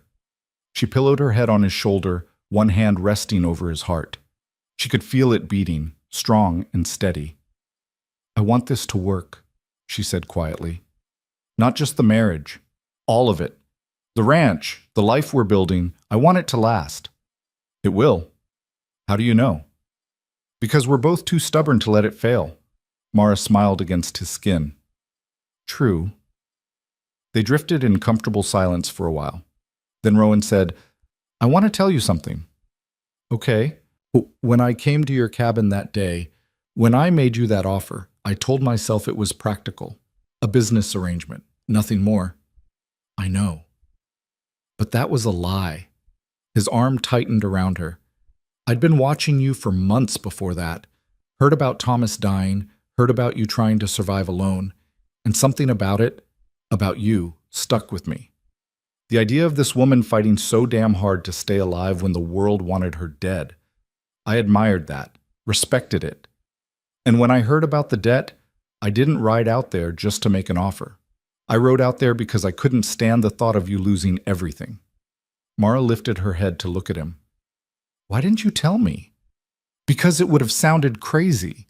Because I didn't fully understand it myself. Because I thought if I could make it transactional, it would be safer, less messy. And now? Now I don't care about safe. I care about you, about this, about building something real together." Mara's eyes burned. "You big idiot. You've been in love with me this whole time."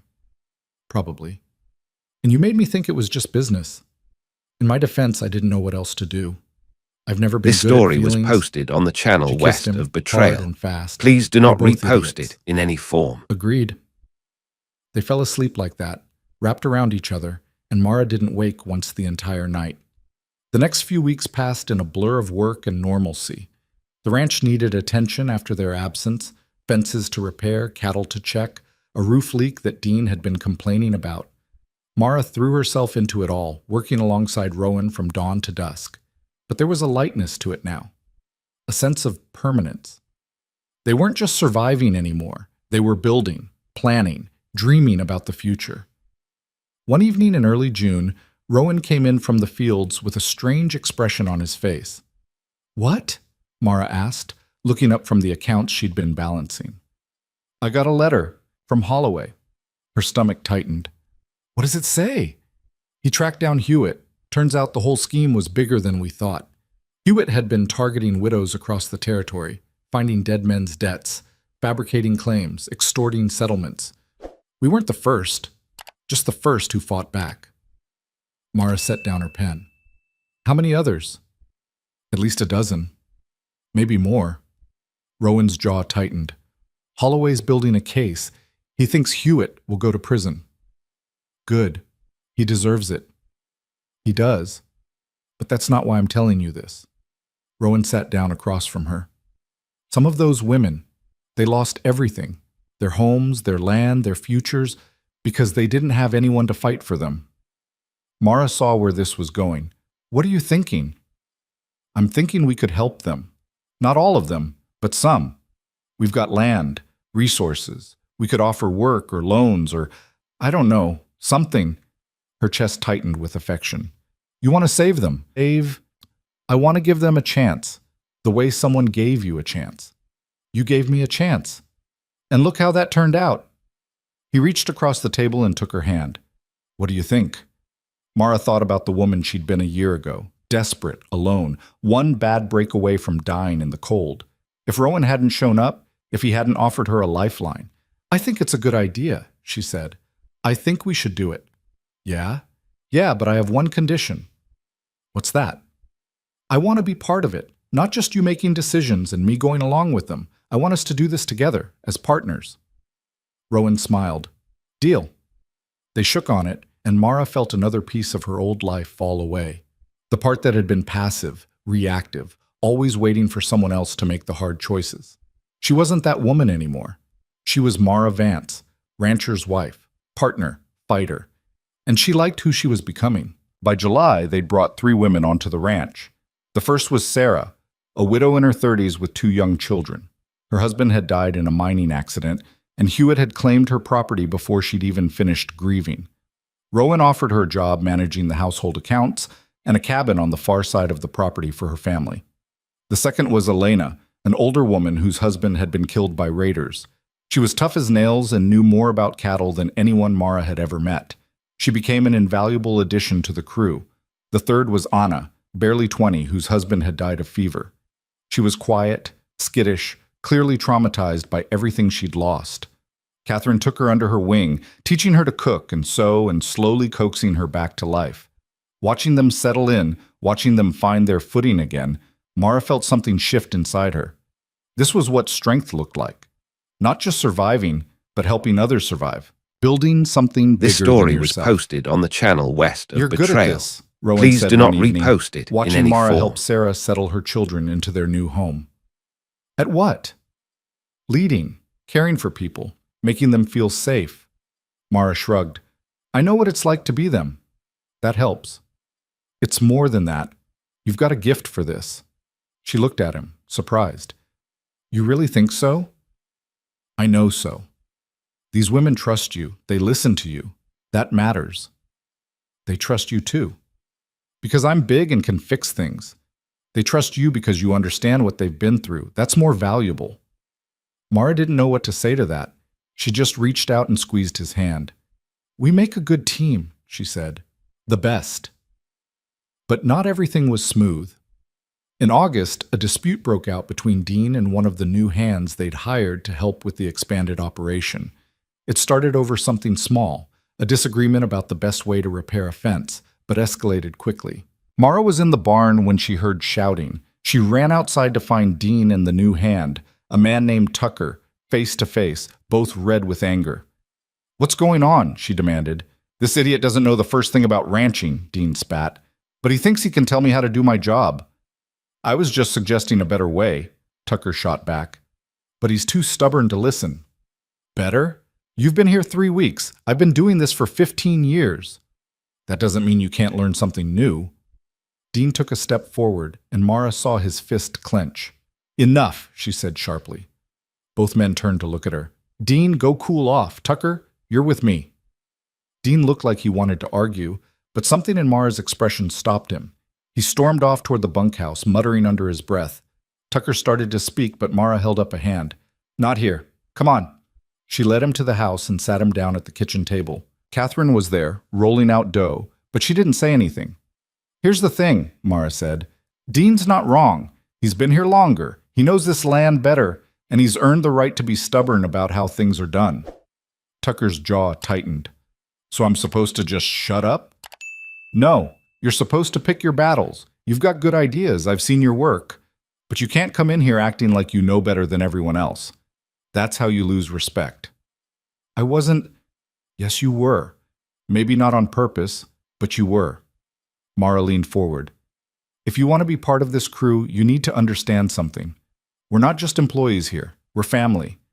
And family means listening before you talk, learning before you teach, earning trust before you expect it. Tucker was quiet for a long moment. Then he said, You're right. I was out of line. I know. Now go apologize to Dean. He won't accept it. Maybe not today, but he will eventually. Dean's gruff, but he's fair. Show him you respect him, and he'll come around. Tucker nodded and left. Catherine looked up from her dough. You handled that well. Thanks. You're turning into quite the leader. Mara felt a flush of pride. I'm trying. You're succeeding. Rowan's lucky to have you. I think we're lucky to have each other. Catherine smiled. That's the right answer. That night, Mara told Rowan about the confrontation. How'd Dean take it? He asked. Better than expected. Tucker apologized and Dean grunted something that might have been acceptance. That's progress. It is. She paused. But it made me realize something. This place is getting bigger, more complicated. We can't just wing it anymore. We need structure, rules, a clear chain of command. Rowan considered this. You want to formalize things. I think we have to. We've got, 10 people working here now? 12 if you count the women we brought in. That's a lot to manage. And if we keep growing, we'll need systems in place, Rowan finished. You're right. So what do? We figure it out together. He pulled her close. That's what partners do. Mara leaned into him, feeling the solid warmth of his chest, the steady beat of his heart. I love you, she said. I love you too. They stood like that for a long time, holding each other in the quiet house, while outside the ranch they'd built together settled into sleep.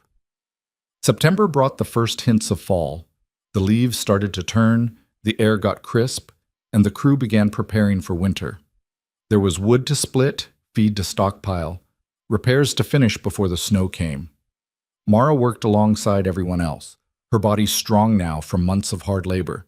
She could lift hay bales, mend fence, manage accounts, and mediate disputes without breaking a sweat. She'd become someone she barely recognized, someone capable, someone strong, someone who belonged. One evening, as the sun set over the western peaks, Rowan found her standing on the ridge where he'd first told her she was stronger than she thought. Remembering? He asked, coming to stand beside her. Yeah, thinking about how different things are now. Better? So much better. She turned to face him. Do you ever regret it, the way we started? Never. Not for a second. Even when it was hard? Especially then. The hard parts made us stronger. Mara looked out at the valley, at the ranch spread out below them, at everything they'd built together. I'm happy, she said quietly. For the first time in my life, I'm really, truly happy. Rowan wrapped an arm around her shoulders. Good. You deserve to be. So do you. Then I guess we both got what we deserved. They stood together as the sun disappeared and the stars began to appear, one by one, in the darkening sky. And Mara thought about the woman she'd been a year ago. Broken, desperate, alone. That woman was gone. In her place was someone new, someone who'd been forged in fire and hardship and love, someone who'd finally found her way home. "Come on," Rowan said. "Let's go inside. Catherine's making stew." In a minute, Mara turned to him, rising on her toes to kiss him softly. "Thank you." "For what?" "For not giving up on me. For fighting for us. For being exactly who you are." Rowan's expression softened. "Thank you for saying yes. For taking a chance on a stubborn mountain rancher who didn't know what he was doing. You knew exactly what you were doing. Maybe, or maybe I just got lucky." "We both did." They walked back to the house hand in hand, and when Mara crossed the threshold, she felt it again. That sense of rightness, of belonging. She was home, and nothing was ever going to take that away from her again. Winter came early that year. By mid-October, snow had already dusted the peaks, and the crew worked double time to finish preparations. Mara found herself moving through the days with a strange sense of anticipation, though she couldn't quite name what she was waiting for. She felt different. Her body felt different. Small things she'd barely noticed at first, fatigue that settled in her bones by midday, a queasiness that struck without warning, a tenderness in her breast that made her wince when she dressed. Catherine noticed first. Mara was in the kitchen one morning, fighting down nausea while trying to prepare breakfast, when the older woman's hand landed on her shoulder. "How long?" Catherine asked quietly. Mara looked up, confused. "How long what?" "How long have you been feeling sick in the mornings?" The question landed like a stone in still water, sending ripples of realization through Mara's mind. She set down the knife she'd been holding and gripped the edge of the counter. "About 2 weeks," she said. "Maybe 3. Catherine's expression softened. "And your monthly bleeding?" Mara's throat went tight. "Late. Over a month now." "Oh, girl." Catherine pulled her into a hug, and Mara stood there, frozen, her mind racing. Pregnant. She might be pregnant. The thought was so enormous, so overwhelming that she couldn't quite grasp it. A child. Rowan's child. The thing he'd wanted when he'd made that brutal offer a year ago. "I need to be sure," Mara whispered. "Give it another week. If nothing changes, you'll know." But Mara already knew. Deep in her gut, beneath the fear and the shock, she knew. She was carrying Rowan's child. She didn't tell him right away. Part of her wanted to see his face when he heard the news. But another part, the part that had learned to be careful, to protect herself, wanted to wait, to be absolutely certain before she gave him hope. So she waited through another week of nausea and exhaustion, through nights when she lay awake beside him, one hand pressed to her still flat stomach, wondering what was growing inside her. Finally, when she was sure, when there was no doubt left, she decided to tell him. It was a cold November evening. The first real snow had fallen that afternoon, blanketing the valley in white. The crew had finished their work and retreated to the bunkhouse, and Catherine had gone to bed early, claiming exhaustion. Mara and Rowan sat by the fire, the house quiet around them. He was reading through correspondence, his brow furrowed in concentration, while she pretended to mend a shirt. "Rowan," she said finally. "I need to tell you something." Something in her tone made him This set story down was the letters. posted on the He channel turned to west face of her Betrayal. fully, his dark Please eyes do not searching her repost face. it in any form. "What's wrong?" "Nothing's wrong. At least, I don't think anything's wrong." She set aside the mending, her hands trembling slightly. "I'm pregnant." The words fell into the silence between them like a match into kindling. Rowan stared at her. "You're... what?" "Pregnant. I'm going to have a baby. Your baby." He didn't move, didn't speak, just sat there, frozen, his expression unreadable. Mara's heart started to pound. "Say something." He stopped, started again. "Are you sure?" "Yes. All the signs are there." Catherine confirmed it. "Catherine knows?" "She figured it out before I did." Rowan stood abruptly, pacing to the window and back. Mara watched him, her stomach churning with something that wasn't morning sickness.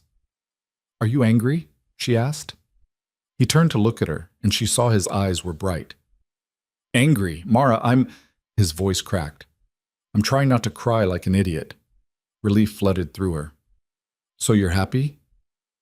Happy doesn't even begin to cover it. He crossed to her in 3 long strides and pulled her up into his arms, holding her so tight she could barely breathe.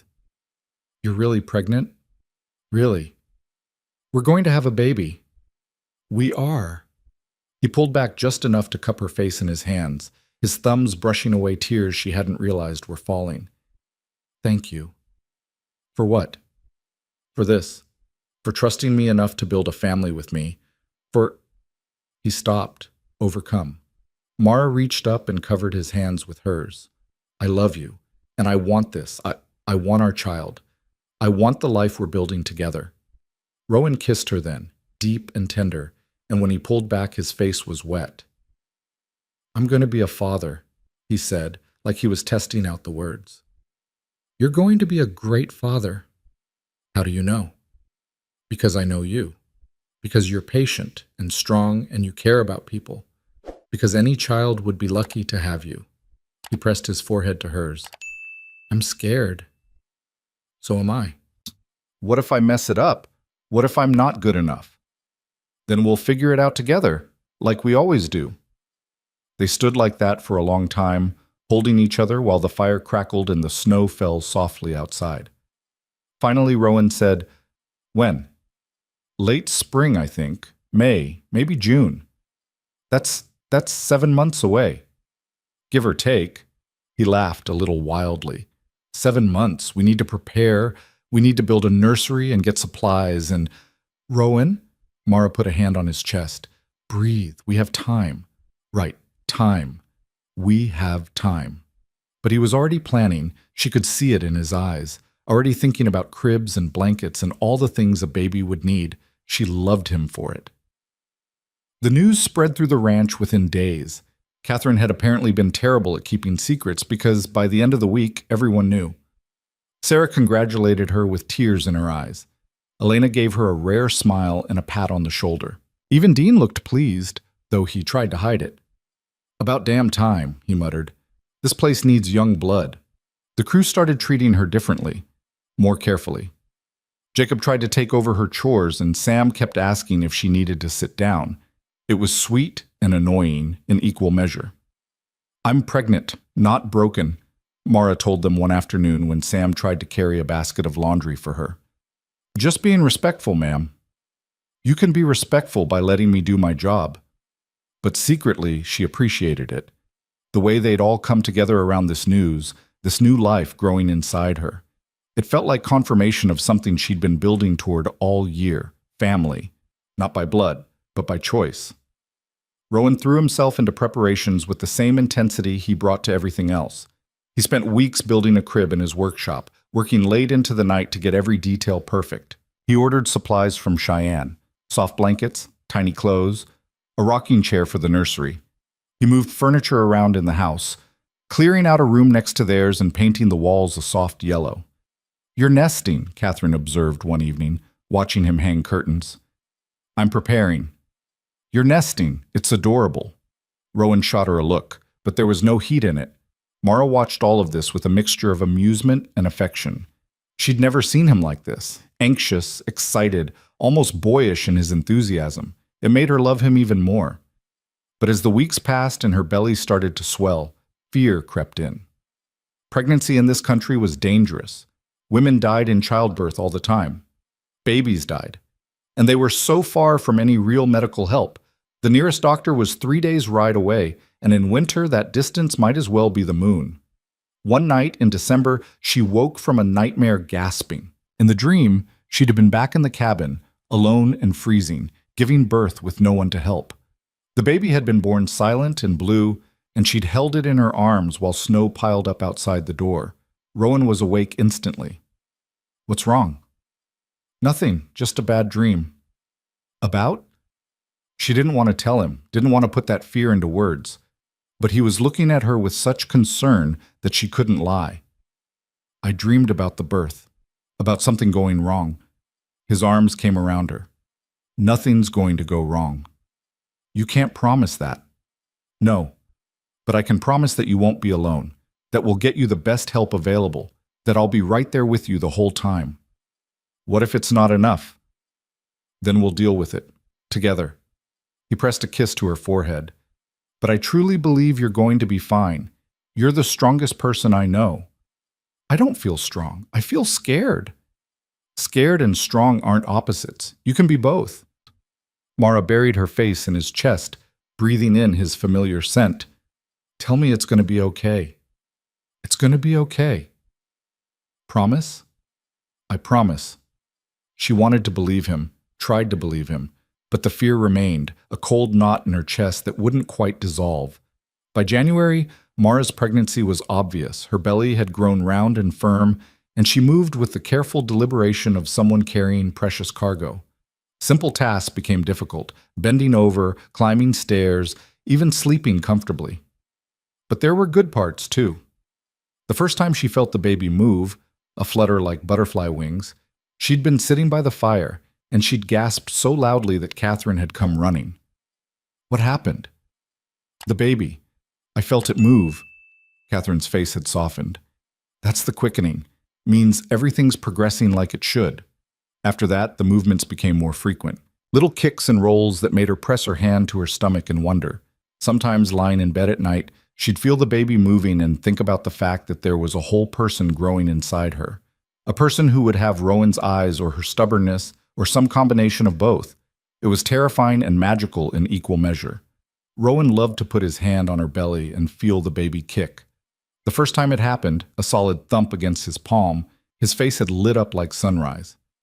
Did you feel that? He'd asked, his voice full of wonder. I've been feeling it for weeks. But that was real. That was our baby. It's been real this whole time. I know, but he pressed his hand more firmly against her stomach, waiting for another kick. It's different when you can feel it. Mara had covered his hand with hers. What do you think, boy or girl? Don't care, as long as they're healthy. Come on, you must have a preference. He'd considered this. A girl, with your eyes and your fire. I think a boy, big and stubborn like his father. Either way, they're going to be trouble. Probably. They'd fallen asleep like that, his hand on her belly, dreaming of the future. February brought a cold snap that lasted for weeks. The temperature dropped so low that water froze in the buckets overnight, and the crew had to break ice on the river twice a day to water the cattle. Mara stayed inside mostly, managing the household and trying not to go stir-crazy. She was 7 months along now, huge and uncomfortable and desperate for spring. How much longer? She asked Catherine one morning, watching snow fall past the kitchen window. 3 months, give or take. I don't know if I can make it 3 more months. You can. Women have been doing this since the beginning of time. That doesn't make it easier. Catherine set down the bread she was kneading and came to sit beside Mara. You're scared. Terrified. That's normal. Is it? Because I feel like I'm the only one who's this afraid. You're not. Every woman who's ever carried a child has felt exactly what you're feeling right now. The fear that something will go wrong, the fear that you won't be strong enough, the fear that you'll lose everything right when it matters most. Mara's eyes filled with tears. What if I'm not ready? Nobody's ever ready. You just This do it story anyway. was posted on the What if I channel mess West it up? of What if I'm a Betrayal. terrible mother? Please do not Catherine repost took her it hand. in any form. You won't be. You're going to be fierce and loving and protective, just like you are with everyone on this ranch. That's different. It's not. Being a mother is just being a protector and a teacher and a safe place all rolled into one. And you're already all of those things. Mara wanted to believe her, but the fear was still there, sharp and insistent. That night, she told Rowan what Catherine had said. She's right, you know, he said, brushing hair back from her face. You're going to be an amazing mother. How do you know? Because I've watched you with Sarah's kids, with Anna when she was struggling, with everyone on this ranch who needed someone to care about them. You have a gift for making people feel safe. What if the baby doesn't like me? He laughed softly. Babies don't work like that. They just love you because you're their mother. I hope so. I know so. He pressed a kiss to her forehead. And even if you're terrible at it, which you won't be, I'll be right there with you. We'll figure it out together. Promise? Promise. She fell asleep in his arms, feeling slightly less afraid. March brought the first hints of thaw. The snow started to melt, revealing brown earth and the promise of green. Mara's due date was approaching, early May. The midwife from the nearest town had estimated on her last visit, and everyone on the ranch was walking on eggshells around her. "I'm not going to break," she told them repeatedly. But they couldn't help themselves. She'd become precious cargo, and they all knew it. Rowan had arranged for the midwife, a capable woman named Martha, to come stay at the ranch 2 weeks before the due date. She arrived in mid-April with a bag of supplies and a no-nonsense attitude that Mara found oddly comforting. "You're healthy," Martha announced after examining her. "Baby's positioned well. Should be a straightforward birth." "Should be?" Mara asked. "Nothing's guaranteed, but all the signs are good." It wasn't the absolute certainty Mara wanted, but it would have to do. The last few weeks of pregnancy were the hardest. Mara was huge, uncomfortable, and ready to be done. She couldn't sleep for more than an hour at a time. Her back ached constantly, and the baby seemed to have taken up residence on her bladder, making her need to pee every 20 minutes. "I hate this," she told Rowan one night, shifting in bed for the 100th time, trying to find a comfortable position. "I know. I'm never doing this again." "Okay." "I mean it. 1 child. That's it." "Whatever you want." She looked at him suspiciously. "You're agreeing too easily. Because I know that in a year you'll have forgotten how miserable you are right now and want another one." "I won't." "We'll see." She hit him with a pillow, but she was smiling. The labor started on a warm evening in early May. Mara had been sitting on the porch watching the sun set over the valley when the first contraction hit. It wasn't painful exactly, just a tightening across her belly that made her catch her breath. She waited. 10 minutes later, it happened again. "Catherine," she called. The older woman appeared immediately. "What is it?" I think it's starting." Catherine's eyes went wide. Then she snapped into action. "Get inside. I'll fetch Martha and Rowan." The next few hours were a blur. Martha examined her and confirmed she was in labor.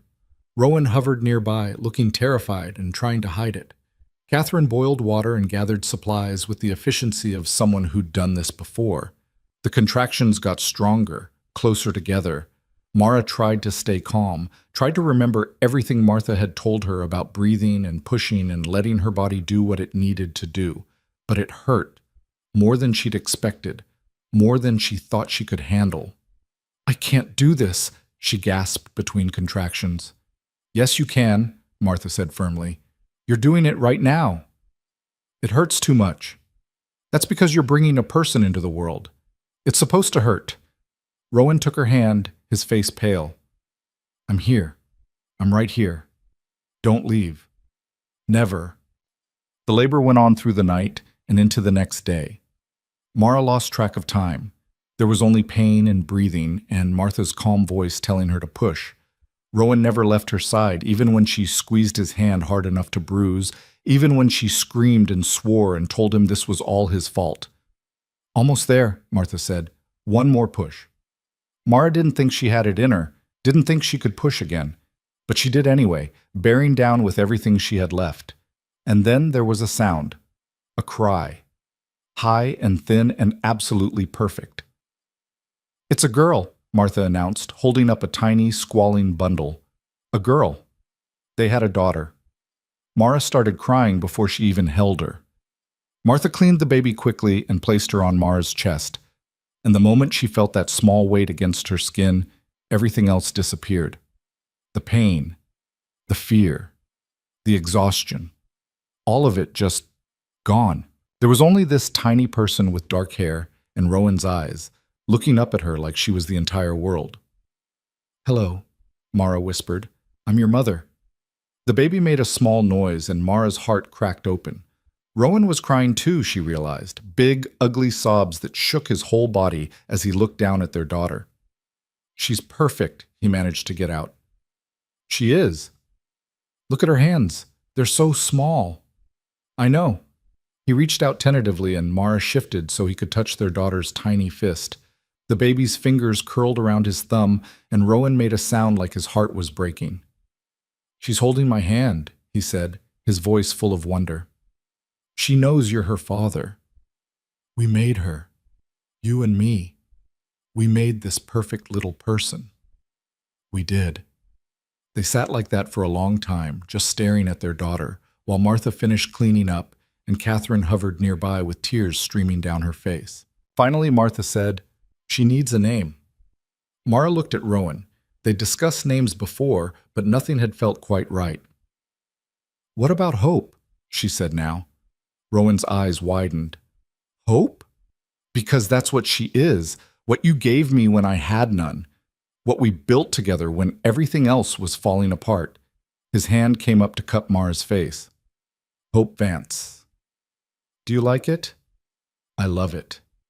He leaned down and kissed their daughter's forehead. "Welcome to the world, Hope."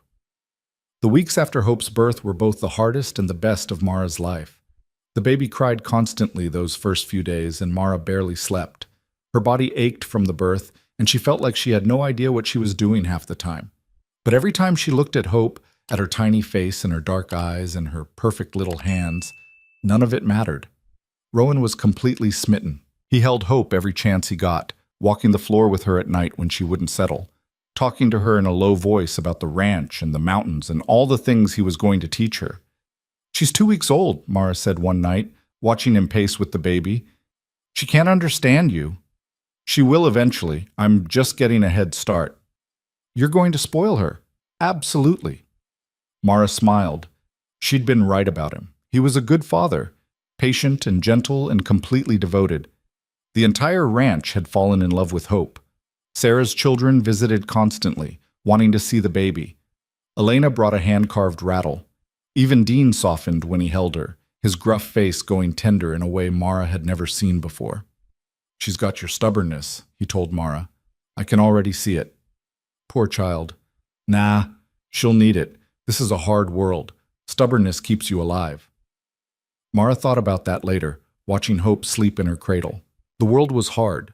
She knew that better than most. She'd survived poverty and loss and near death. She'd clawed her way back from nothing and built something real. And now she had a daughter who would grow up in that world. The thought terrified her, but it also filled her with fierce determination. Hope would be strong. Mara would make sure of it, but she'd also be loved, protected, given every chance to thrive. That was what legacy meant, Mara realized. Not just land or money or things you could hold in your hands. It was this: a child who carried your strength forward, a family you built through choice and effort, a home that would outlast you. Summer came in warm and green. Hope was 3 months old now, growing fast, her eyes bright and curious. Mara had recovered from the birth, her body changed but strong. The ranch was thriving, the cattle healthy, the crops coming in well, the crew working together like a well-oiled machine. One warm June evening, Mara stood on the porch with Hope in her arms, looking out at the valley. Rowan came to stand beside her, his arm wrapping around her waist. "What are you thinking about?" he asked. "Everything. How different my life is now compared to a year and a half ago." "Better?" "So much better it doesn't even seem real sometimes." He kissed the side of her head. "It's real. We built this. Together." Hope made a small sound, and they both looked down at her. "You know what I realized?" Mara said. "What?" This story was posted on Love the isn't channel something west that of just Betrayal. happens. Please It's do not something you repost build, it in any form. like a house or a ranch or a life. You choose it every day. You work at it. You fight for it. That's true. When you rode up to my cabin that day, I thought you were offering me survival. And you were. But you were also offering me something bigger, a chance to build something real, something that would last. Rowan turned her to face him, careful not to disturb the baby. "And did we? We did. Look around. This ranch, these people, our daughter. This is legacy. This is what matters." His eyes were bright. "I love you. More than I thought I could love anything." "I love you too." Hope started to fuss and Mara shifted her, rocking gently. The baby settled, making small, contented noises. "Do you think she knows how lucky she is?" Rowan asked. "I think we're the lucky ones." They stood together as the sun set, painting the sky in shades of gold and pink.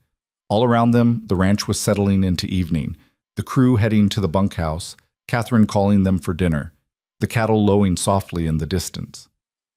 This was home. Not because of the land or the house or any of the physical things, but because of the people, the love, the choice they made every day to stand together. Mara thought about the woman she'd been 18 months ago, desperate and alone, ready to give up. That woman would barely recognize who she'd become. Stronger, braver, loved, a wife, a mother, a partner, someone who'd survived the worst and come out the other side with something beautiful. The next morning, Mara woke early to feed Hope. The baby nursed hungrily while Mara sat in the rocking chair Rowan had built, watching the sunrise through the window. When Hope was satisfied, Mara held her close, breathing in that sweet baby smell.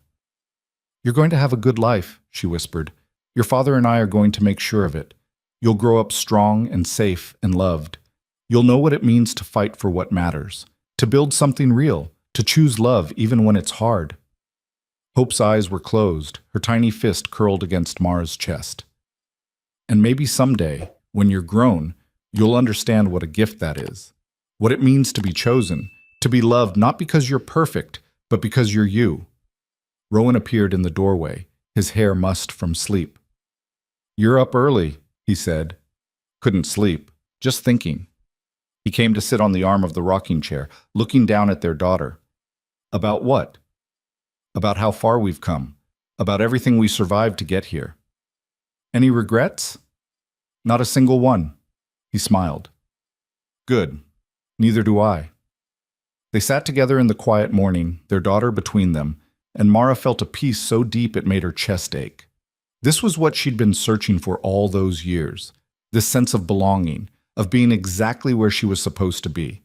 It hadn't come easy, nothing worth having ever did, but that was okay, because the hard parts had made them stronger, had forged them into people who could stand against anything and not break. And now they had hope, their legacy, their future. The baby stirred and opened her eyes, dark like Rowan's, but with something of Mara in the shape of them. She looked up at her parents with that unfocused baby gaze, and then she smiled. It was probably just gas. Martha had told them that newborns didn't really smile yet, but Mara chose to believe it was real, because that's what you did when you loved someone. You chose to believe in the best. You chose to see the beauty even in the hard times. You chose to build something that would last. "I love you both so much," Mara said. Rowan's arm came around her shoulders. "We love you too." And sitting there in the early morning light, with her husband beside her and her daughter in her arms, Mara understood something fundamental. She'd spent so much of her life just trying to survive, trying to make it through one more day, one more winter, one more loss. But survival wasn't enough. It had never been enough. What mattered was living, really living, building something bigger than yourself, creating a legacy that would outlast you. And that's exactly what they'd done.